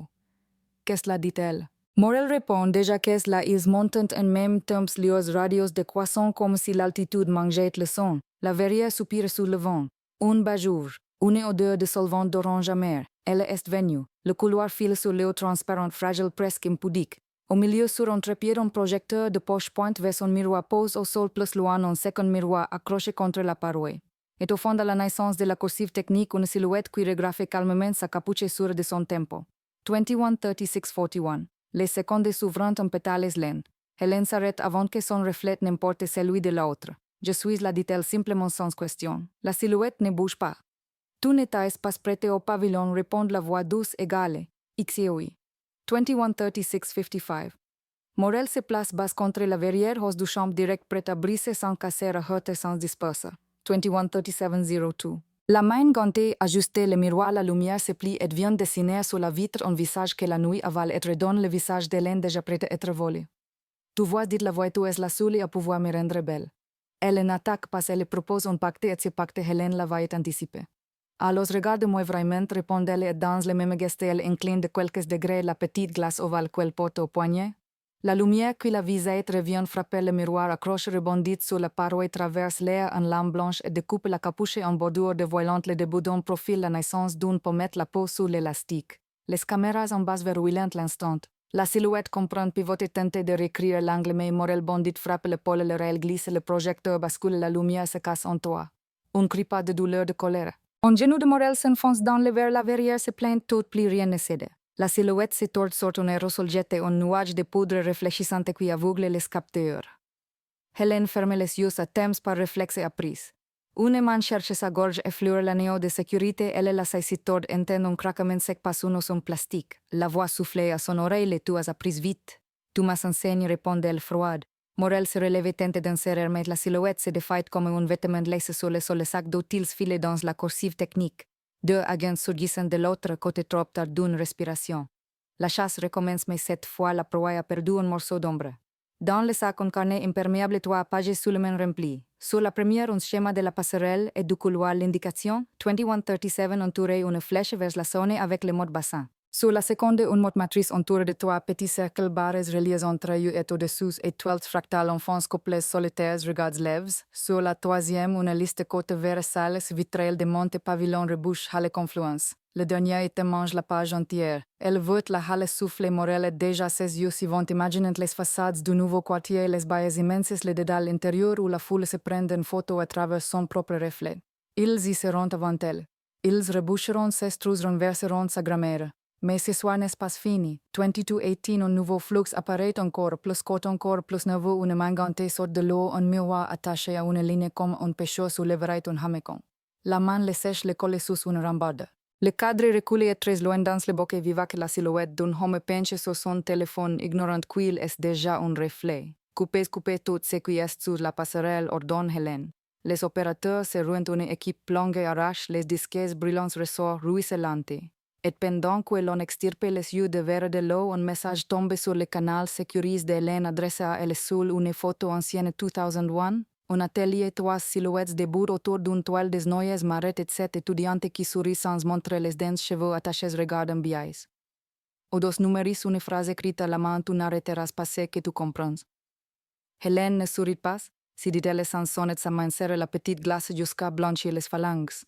Dans la presse, l'orage monte, on parle de chasse à ciel ouvert de police qui éteint la fête de fantasmes de rumeurs toxiques nommées École des reflets. Les titres cherchant les mêmes mots que la pire colcasse héritage des monstres lions sous emprise, les caméras se présentent sous les berges et qu'est précisément là que l'ennemi respire mieux. Alors Morel coupe sa radio publique et parle à voix basse, on change de langue. Il ne s'agit plus d'attraper un corps mais de détruire une syntaxe. On cesse de courir derrière les flux, on impose un rythme qui rend l'écriture impossible, coupures aléatoires, micropanes contrôlées, secondes mortes intercalées dans les livres, filtres polarisants sur les vitrages stratégiques, diffuseurs temporaires sur les lampes milliléguées, grains de sable qui font bégayer la machine à reflets. Les collectifs s'énervent sur les forums, la magie casse l'image, crache, la patience cède. Elle se mettra au physique de Hélène et elle a raison. 2304, un signal thermique bouge dans une traboule qu'on croyait close. On attrape un adolescent encore puis une femme d'une quarantaine d'années prof de photo qui prétend qu'elle documente la beauté. Tous répétant qu'ils ne connaissent pas le visage sur le main, le symbole et la sensation d'appartenir. C'est un culte sans prêtre visible, une école sans maître, pourtant à la halle de la confluence quelqu'un a emprunté un badge technique. Les caméras internes enregistrant une présence à 2327 montée au dernier niveau face au baillet sur le fleuve. La silhouette passe comme un courant d'air invisible sinon par l'effet qu'elle produit un miroir pivoté d'un degré, une vis remplacée, un ruban isolant neuf sur un capteur, un tremblement de rien, et pourtant le premier geste de la matrice. Morel grimpe 4 à 4 traverse la halle comme un fantôme presse de bouche sur la passerelle interne qui domine l'atrium. L'air sent la peinture fraîche, la colle et le métal. Au sol, une empreinte de semelle fine dans une poussière blanche. Il suit la piste s'arrête devant la baie, la plus large touche le bord ouvert du bout des doigts. Le reflet lui rend un homme hagardio brûlant. Derrière s'y reflète la nuit. Dans la nuit, un filet d'eau. Dans l'eau des ampoules provisoires. Les planes claires, la lumière, les miroirs capturèrent les regards, plièrent les halos. Pour dessiner un visage gigantesque sur la vitre et sous ce visage, elle installera une pause, encore une phrase. Pas de corps, dit Hélène qui vient d'arriver sous les cordes. Elle ne fera pas 2 fois la même faute après Lucie et Maëlle. Elle le fera en vivant. Morel comprend donc coupe, une prise, un portrait vole, un enlèvement clair. Le vivant deviendra vecteur. On deviendra soi-même notre propre écran. Il ferme les yeux une seconde et rouvre. Alors on le sera avant elle. Il s'installe en hâte une contre-matrice micropolariseuse surfaces noircies sur l'envers pièges d'angle qui renvoyant la lumière vers le ciel et surtout une latence artificielle sur les réseaux proches de la halle 8 secondes pile exactement le chiffre qui détruit son cadence préférée. On asperge d'un voile invisible les vitres extérieures au premier regard, rien ne change. À la première lame, la lumière se brise en pluie fine. 0011 un dernier message arrive projette comme un graffiti lumineux sur la dalle de la halle par un mini projecteur cache-toi lettre et j'aime depuis une quatrième qui n'était jamais apparu un vie fin incline ajoute à la main comme un clin d'œil cruel. Vi pour Vargas souffler un technicien. Hélène Inspire s'avance dans le halo le traverse s'efface. Vi pour vide corrige telle. Celui qu'on va lui laisser. Et Leona los entre dans ces moments de nuit où la ville cesse de parler pour écouter sa propre eau. On entend le fleuve plus fort, on entend les pas qui cherchent les anglais, on entend les radios grises comme des animaux qu'on apprivoise.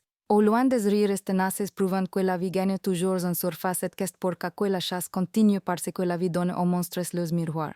Morel pose la main sur la baie froide promet silencieusement à Elise, à Claire, à Camille, à Lucie, à Maëlle de ne plus laisser la lumière avaler un autre visage. Et au moment précis où il retire la main 2 points minuscules clignotantes au ras de l'eau sous la passerelle de verre une balise vient d'être révélée. Le final n'est pas encore joué, mais la scène est la plantée prête. Et cette fois, ils tiendront l'angle jusqu'au bout.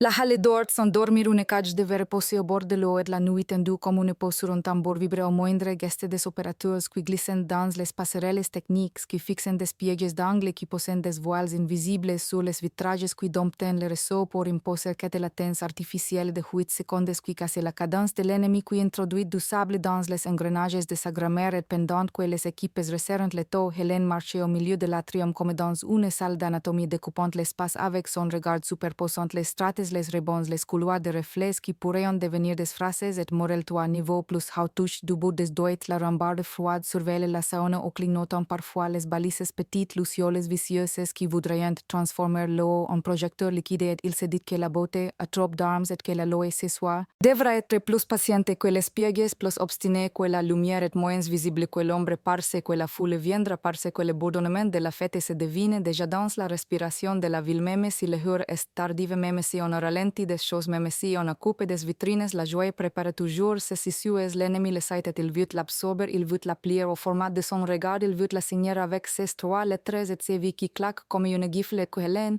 a rebaptise vide le vide qu'ils vont lui laisser, la place qu'ils refuseront de lui offrir. Alors on avance, on serre, on écoute, on aguette, on mesure l'espace, on compte les respirations, on bloque des straboules, on ouvre d'autres, on place des mètres de clés aux anglais morts, on tend des fils invisibles comme des nerfs et la halle pour à pied devient un organisme vivant, un corps volontaire qui accepte l'opération, qui se prête au scalpel discret des policiers, qui apprend à bégayer la lumière pour empêcher qu'elle dismeurtre en une seule phrase.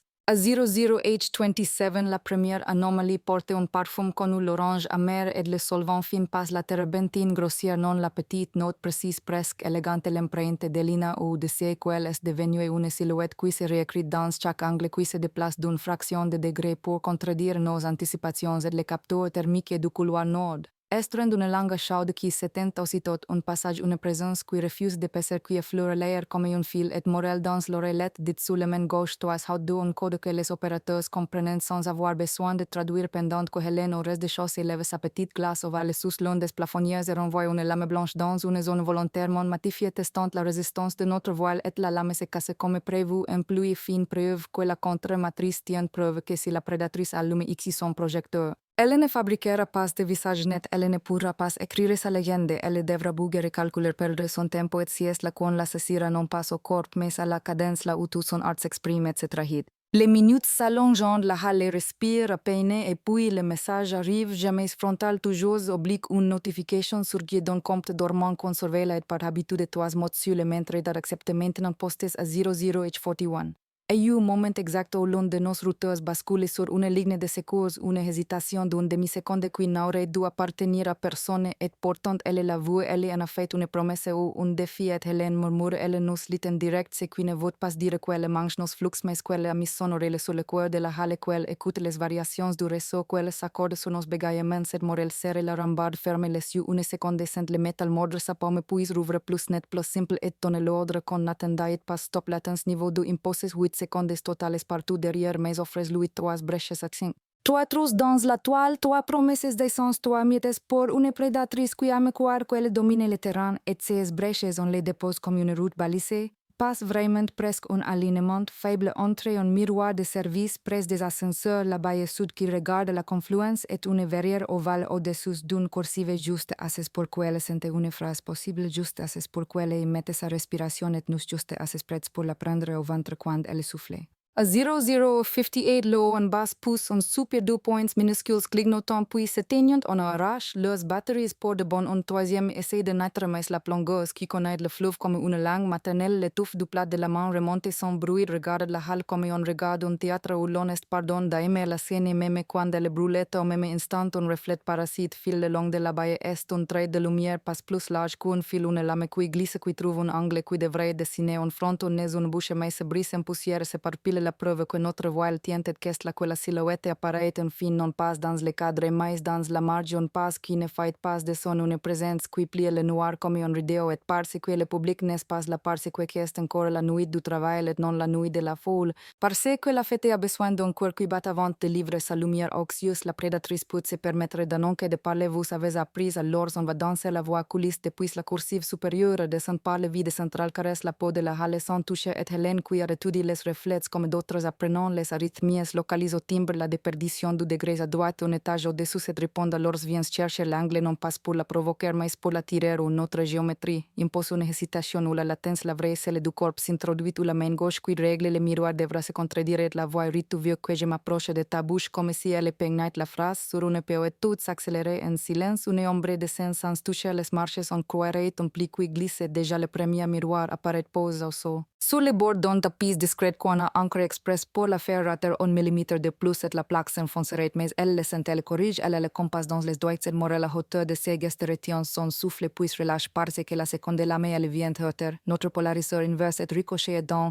si ricochet pendant un battement le masque s'écarte la capuche bouge la pommette se livre la caméra au-dessus verrouille l'algorithme confirme 92% sur Elina Roche progression est une cicatrice fine nouvelle le long de la mâchoire qu'on n'avait pas vu un détail qui va une ligne entière un sésame un futur témoignage si on sort vivant de cette nuit et la silhouette piquée glisse un soufflet contraire reprend corrige ajouter un réel chercher la troisième brèche celle à 5 secondes la vraie porte est on la lui a offerte incroyante la dompter que le risque un piège n'est qu'une proposition. La proie peut l'améliorer et elle le fait, elle prend notre phrase, elle y insère sa respiration, elle est écrite moi dans nos lettres, la lame revient plus fine, plus froide, un baiser de lumière qui remonte le cadre jusqu'au menton de laine, puis à la bouche, puis à l'oeil, et Hélène sans reculer pose sa glace ovale juste assez pour rebondir, pour répondre, et la lame retourne vers la prédatrice, qui l'évite d'un quart d'épaule, la musique sans musique s'emballe, la halle devient métronome, la latence devient danse, on coupe la troisième brèche, au huitième tard, tout parfait, passe parfait, assez pour briser le souffle, passe assez pour capturer, et qu'est-ce que la main gantée le petit cylindre aérosol, la poudre réfléchissante et la pluie d'aiguilles sur les capteuses, mais on a préparé le contre, poison des microjets d'air qui chassant la poudre vers les siphons de la passerelle et la pluie meurt au sol et la lame perd son support un grognement sec, la silhouette recule.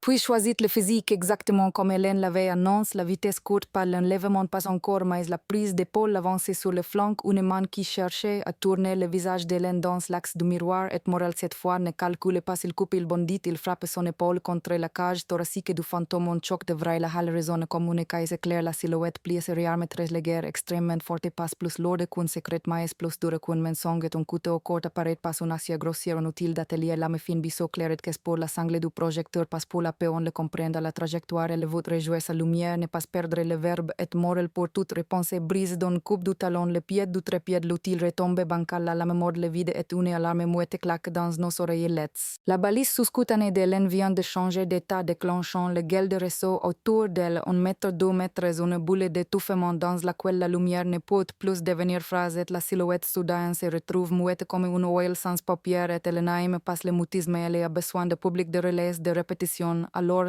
elle lâche d'un couple où il retourne à sa langue première, la fuite, la diagonale parfaite qui emporte un corps dans le trou, le plus improbable, la trappe technique qu'on croyait condamné, qu'on avait condamné, mais donc quelqu'un remplace la vispace que soir hier plus tout long temps, un complice, un petit, un relais, un enfant, un professeur, une main anonyme, la franchise a mis les doigts et l'ombre glisse disparaît, descend d'un étage, remonte d'un demi-jouet avec les plans comme avec des vitres et nos équipes de sormes dansantes, la suivante chutante rattrapante dans cette poursuite un détail minuscule, décide d'un tournant un fil de soie est prise dans la capuche accrochée au coin d'une vis-neuve qui reste collée au métal presque invisible mais passe pour Hélène qui le voit qui marque qui sait que la soie ne vient pas d'une capuche de sport mais d'un foulard, d'une doublure, d'une couture d'atelier, d'une boutique précise, d'un marché, d'un guest et déjà le procureur hurle dans sa tête passe dans l'oreillette que canest passe une preuve mais les enquêteurs savent parfois une affaire bascule sur un filament et la nuit en apprenant ces fils changent de goût. 01H21 la hale sa país d'un cran la prédatrice a quitté le bâtiment, les capteurs extérieurs ne la retrouvant pas enfermée en figue, on protégé en compte, on vérifie chaque miroir, chaque vis, chaque ruban, on neutralise les trois brèches, on remonte les rails, abandonne, on collectionne les poussières en étiquette, les silences on ajoute à côté du projet, plus toute une autre lettre invisible pour elle, lisible pour nous, on trace à la craie, qui comme garde tes angles, qui comme garde la fête que est ridicule, qui n'a pas de valeur, et pourtant les équipes souriant une seconde, ils ont besoin de signes, aussi de microscopiques amulettes pour continuer à croire qu'on peut contenir la nuit. Alors Morel décide si qu'il repousse depuis le début et lève l'interdiction des annonces publiques, passe un appel à panique, non un murmure officiel, on demande de vigilance esthétique si vous voyez des petits miroirs ronds, des projecteurs de poche d'Israël artisanaux, si on vous propose de participer à une performance anonyme, si vous croisez le symbole du cercle barre, prévenez sans filmer, et la ville curieusement répond passe par la permise par une forme de solidarité muette, des messages arrivant des commerçants, signalant des miroirs oubliés sur des portes des concierges montrant des vis neuves sur des vitres anciennes, un agent d'entretien décrit une femme fine qui regarde les plafonniers comme d'autres regardant les étoiles et au milieu de qui flux de signaux se détachant de achats récents d'aérosols d'un modèle rare, un vendeur se souvient d'un foulard de soie claire et d'une cicatrice au bord de la mâchoire et de ses détails. Ces petits couteaux plantés dans l'anonymat soudain saignent, on tient une boutique, une caméra de trottoir, un sens de marche et sur l'écran quand on rembobine la silhouette s'offre un instant presque sans masque, presque sans ombre, un regard lointain, un profil décidé et lina ou image plus dure, plus fine, plus décidé et ces yeux ne regardent pas la caméra, ils regardent le reflet de la caméra dans la vitre du magazine et ces regards-là infine on peut il habite un monde qui n'est pas seulement une scène, c'est un endroit, c'est une rue, c'est un Seoul. A 02 et 03 on pose un peigne discret autour de ces quartiers, on évite les gyrophares, on évite de fryer les chats, on installe des écoutes légales sur les relais qui respirent, on remonte les comptes du collectif, on identifie 4 appartements possibles, une chambre louée à la semaine, un atelier qui paye en liquide et un toit terrasse avec derrière la somme parfaite de ses obsessions. On frappe une porte poliment, rien une autre, une vieille dame qui ne comprend pas un troisième, une étudiante qui a laissé passer des sacs anonymes pour un projet et le quatrième c'est derrière au quatrième sans ascenseur qui sent la peinture et l'orange encore toujours la signature ténue qui finit par devenir un drapeau et derrière la porte un silence trop plein celui d'un découpé celui d'une scène arrêtée juste avant l'entrée des cops et Morel colle l'oreille, ne respire pas puis hoche et la clé glisse et la nuit ouvre son dernier couloir. They said the storm had finally broken. But the air over the valley still tasted like metal and old tape. The country learned to live with a word it couldn't put down, and the task force learned to work in rooms without windows because windows made it too easy to mistake reflection for evidence. In that windowless room, a table grew heavy with objects that tried to be ordinary and failed, a bolt head scoured flat by a wrench used like a prayer, a Polaroid of a smile bleached to anonymity, a receipt for batteries that did not last. Outside the city rethreaded itself each morning. Inside the case learned to breathe. Lena Armitage stopped using the whiteboard. She moved to paper maps and pencil marks that looked like constellations only if you'd forgotten what stars are. She stopped saying ritual and archive because they made the room colder. She wrote 2 new words down the margin and circled them until the paper bruised practice rehearsal. Because every discovery carried the shape of something practiced to the point of grace. Because rehearsal means you intend an audience. She told the team to listen for choreography, not confession. Choreography leaves footprints. Confession leaves applause. The first footprint came from a sound no one heard on purpose. A graduate student in acoustical engineering, tired of watching the case spill across his mother's television, fed the famous tapes into software that could fold noise until it told you what room it came from. Not just the river, not just the hum of fluorescent ballast, deeper textures, a subaudible throb, 60 hertz stuttering every 6 seconds, a ghost of a squeal when the chair moved, a micro delay in Harold's S sounds that meant he was close to a corner, not the center. The student wrote an email no one read. Then he called the switchboard and left a message the night janitor forwarded to a detective with no room for miracles left, and 48 hours later the task force stood around a waveform listening like it was a map. 60 Hz with a 6-second dip matched a known defect in a class of hydroelectric turbines installed across the West in the 1970s. The flaw was fixed in 1996. That meant any tape with the hiccup was recorded near one of the stations that never got the upgrade. There were 8. 2 on rivers that didn't know the word drought. 1 inside a canyon that swallowed radio like candy. 1 a quarter mile from a storage facility that had changed names enough times to shed skin. They drew a circle on the map, and the circle looked like a noose that remembered who tied it. The storage facility was the sort of place you don't notice until someone dies and you inherit a couch shaped like a promise you can't afford to keep. Rows of corrugated doors roll up rattles that teach children what thunder sounds like when it's domesticated. The manager wore a polo and a grief anyone could rent by the month. He smiled afraid and offered a clipboard when they showed him a warrant weighted with paper and patience. 4 units matched the circle. 2 belonged to people whose names dissolved when held against the light. 1 belonged to a church with a logo too cheerful to tell the truth. The last had been paid in cash on the 1st of every month, never late until 6 weeks ago, when the payment stopped, because cash is the only thing that gets to rest. They cut the lock and lifted the door. Cold air slid out like a secret trying to find lower ground. Inside, queen mattresses leaned like tombstones, boxes labeled with holidays invented by grief. And at the back, a plywood room inside a metal room, dimensions exact enough to make Lena look away. A wiring harness ran from the wall to a breaker panel someone kinder than this had once installed. The panel fed a switch. The switch fed a single outlet. The outlet fed nothing because the room was empty. Not empty enough empty. Operatic empty. Stage after curtain empty. The bolts were still in the floor. The stains had tried to learn a new language and failed. They brought in luminol because rituals love to pretend they never leave fingerprints. Blue constellations bloomed across plywood like the night sky pressed too close. It mapped knees, not feet, elbows, not hands, a head tipped back at an angle the body does not choose on its own. In the corner just above where a shoulder would lean when someone thinks a corner can hold them up, a thumbprint glowed with the arrogance of someone sure he would never have to explain himself. The print did not match Harold. It did not match Daniel. It belonged to a clerk from a bus depot 2 counties over who had died in 2019 and had therefore been perfect company while he lived. The depot clerk became a person in photographs that would never be published. He wore a vest the color of surrender and smiled with the humility of men who stack other people's luggage for a living. His wife worked nights. His son kept a skateboard in the hall and did not understand why wheels sound like confession when you ride them inside. He had a storage unit too because storage units breed like rabbits. He's held boxes of his father's clothes, a bowling trophy, a jar of screws that never found a wall to commit to, and a milk crate of cassette tapes unnervingly blank on the label. One tape held a whisper listen. Another held only the sound of air behaving itself. A third held 5 seconds of a song someone's mother loved, and then the machine chewed it to plastic snow. The tapes weren't trophies, they were lessons, practice reels, rehearsals. Lena circled the word again and tore through the paper. Patterns multiply when you stop asking them to prove they exist. The clerk had a friend who had a boss who had a storage unit. The friend moved twice, always closer to water. The boss installed a new breaker in his garage and told a neighbor he wanted clean power for a hobby he never named. The neighbor signed for a package when the boss was away. The package weighed 11 pounds and contained 8 bolts. The task force began to work in the language of storms, cells, lines, fronts. They tracked fronts of behavior as they moved through county fairgrounds and empty retail spaces and the sort of short-term churches that exist for a season and leave behind chairs that fold. Wherever a front stalled, a rumor spun up in the humid air. Someone heard a tape, someone saw a chair, someone watched a door stay shut too long. Most turned to nothing because sometimes nothing is merciful. A few turned to names. The newest name belonged to a woman whose absence was a bruise across 3 towns because she taught kids to get on stage and tell the truth like it could love them back. The kids called her Miss A and waited on a bench under a poster with her eyes on it louder than paper. Miss A never came home the Tuesday the poster began to sweat in the afternoon heat. Her car sat in a parking lot where the lines had surrendered to sun. In the trunk, 3 costumes and a bag of makeup that smelled like the kind of church where faith is glitter and applause a sacrament. The cameras circled. The microphones asked.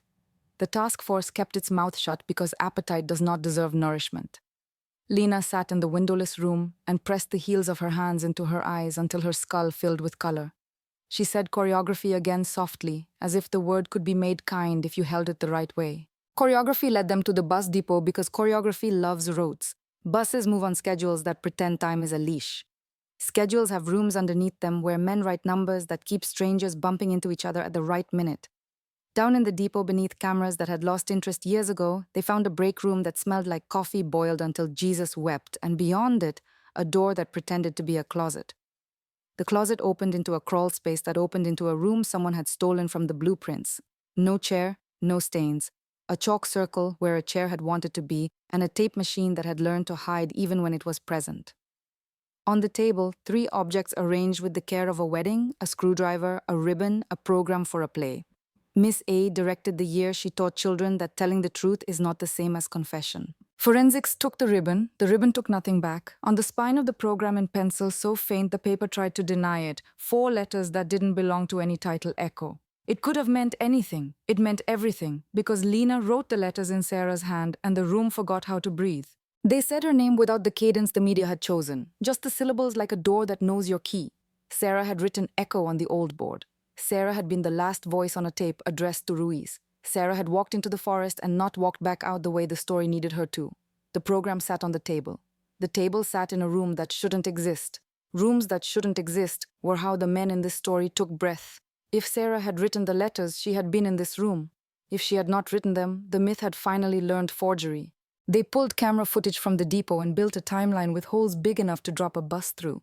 Cameras blinked out in a pattern that matched the choreographer's walk. The clerk with the perfect thumbprint had trained the night manager to leave the breaker down long enough to move a chair that might or might not be a chair. The night manager had a cousin who had a friend who went to a rehearsal Miss A ran. On the night the friend was meant to audition, he went home instead because he'd looked at the stage and felt an animal cold in his bones that did not belong to fear of failure, but to the memory of rooms where bolts matter. Rumor braided itself around evidence until neither could move. The task force cut where it could. That meant a motel on the edge of town, carpeted in a red that turned feet into confession sheets, that asked to be forgiven and were not.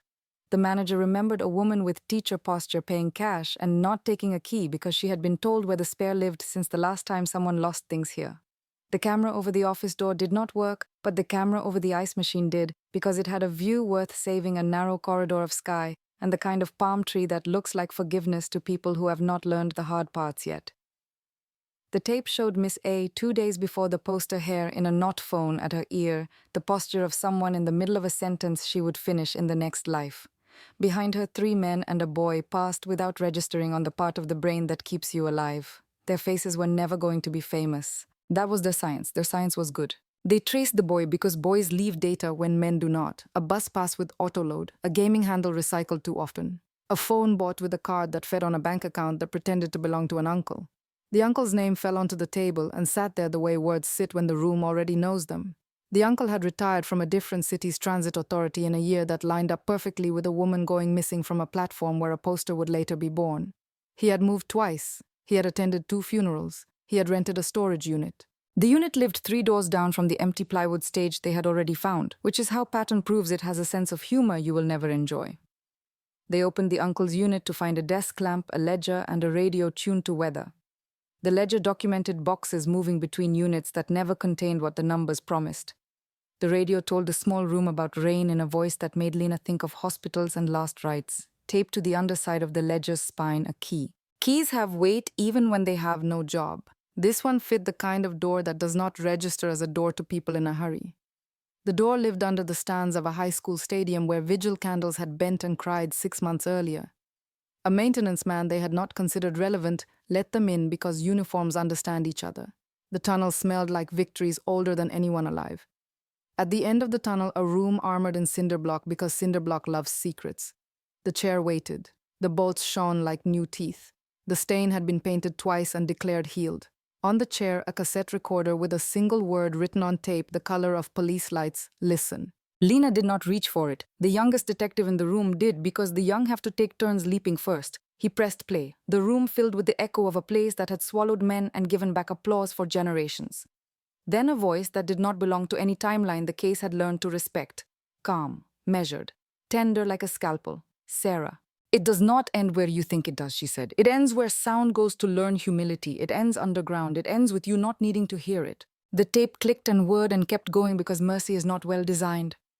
A second voice slid in under hers like a hand under a door. Not Harold, not Daniel, a boy trying on a tone the way boys try on jacket sizes. Like this, he asked. Sarah did not answer on the tape. Someone else did. A man who didn't believe he needed a name. Closer to the corner, he said. The quiet likes corners. The tape ended then because someone had learned to cut while dignity was still possible. The room kept ringing. The youngest detective said a word the report would not print. Lena closed her eyes and saw a map without borders. They shut the room down and brought daylight to a place that had not asked for it. They pulled benches and concrete and the history of a town's Saturdays into daylight until the earth showed them bolts and wire and all the small acts of belief that build a ritual. They found nothing the cameras could point at without shattering. They found scratches on cinder block that lined up with a chair's armrest. They found a girl's hair caught in screw threads like a weather vane saying yes to the wrong wind.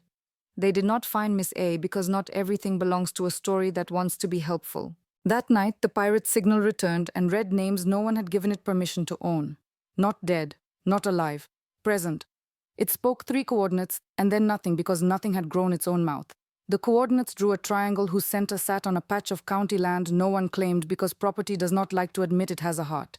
In the center, a decommissioned juvenile hall with windows the color of sodium light and a chapel where the ceiling had flaked off in a shape that wanted to be a map of a country that does not exist. The doors were chained. The chains were tired. The lock opened like the throat of a man who has run out of stories. Inside the chapel, the kitchen, the room where the counselors had learned to be sheriffs, the room where the sheriffs had practiced being God. In the basement, the smell of a pool that had once taught children to float above consequences. Off the pool, a maintenance hallway with a floor that wanted boots and a wall that offered a door no one had loved. The key fit. The room beyond could have been any room and therefore was exactly the right one. Chair, bolts, recorder. The recorder blinked with a battery that would outlive all of them. On the tape handwriting, Sarah would have recognized in her sleep if sleep still visited her. 2 words, not done.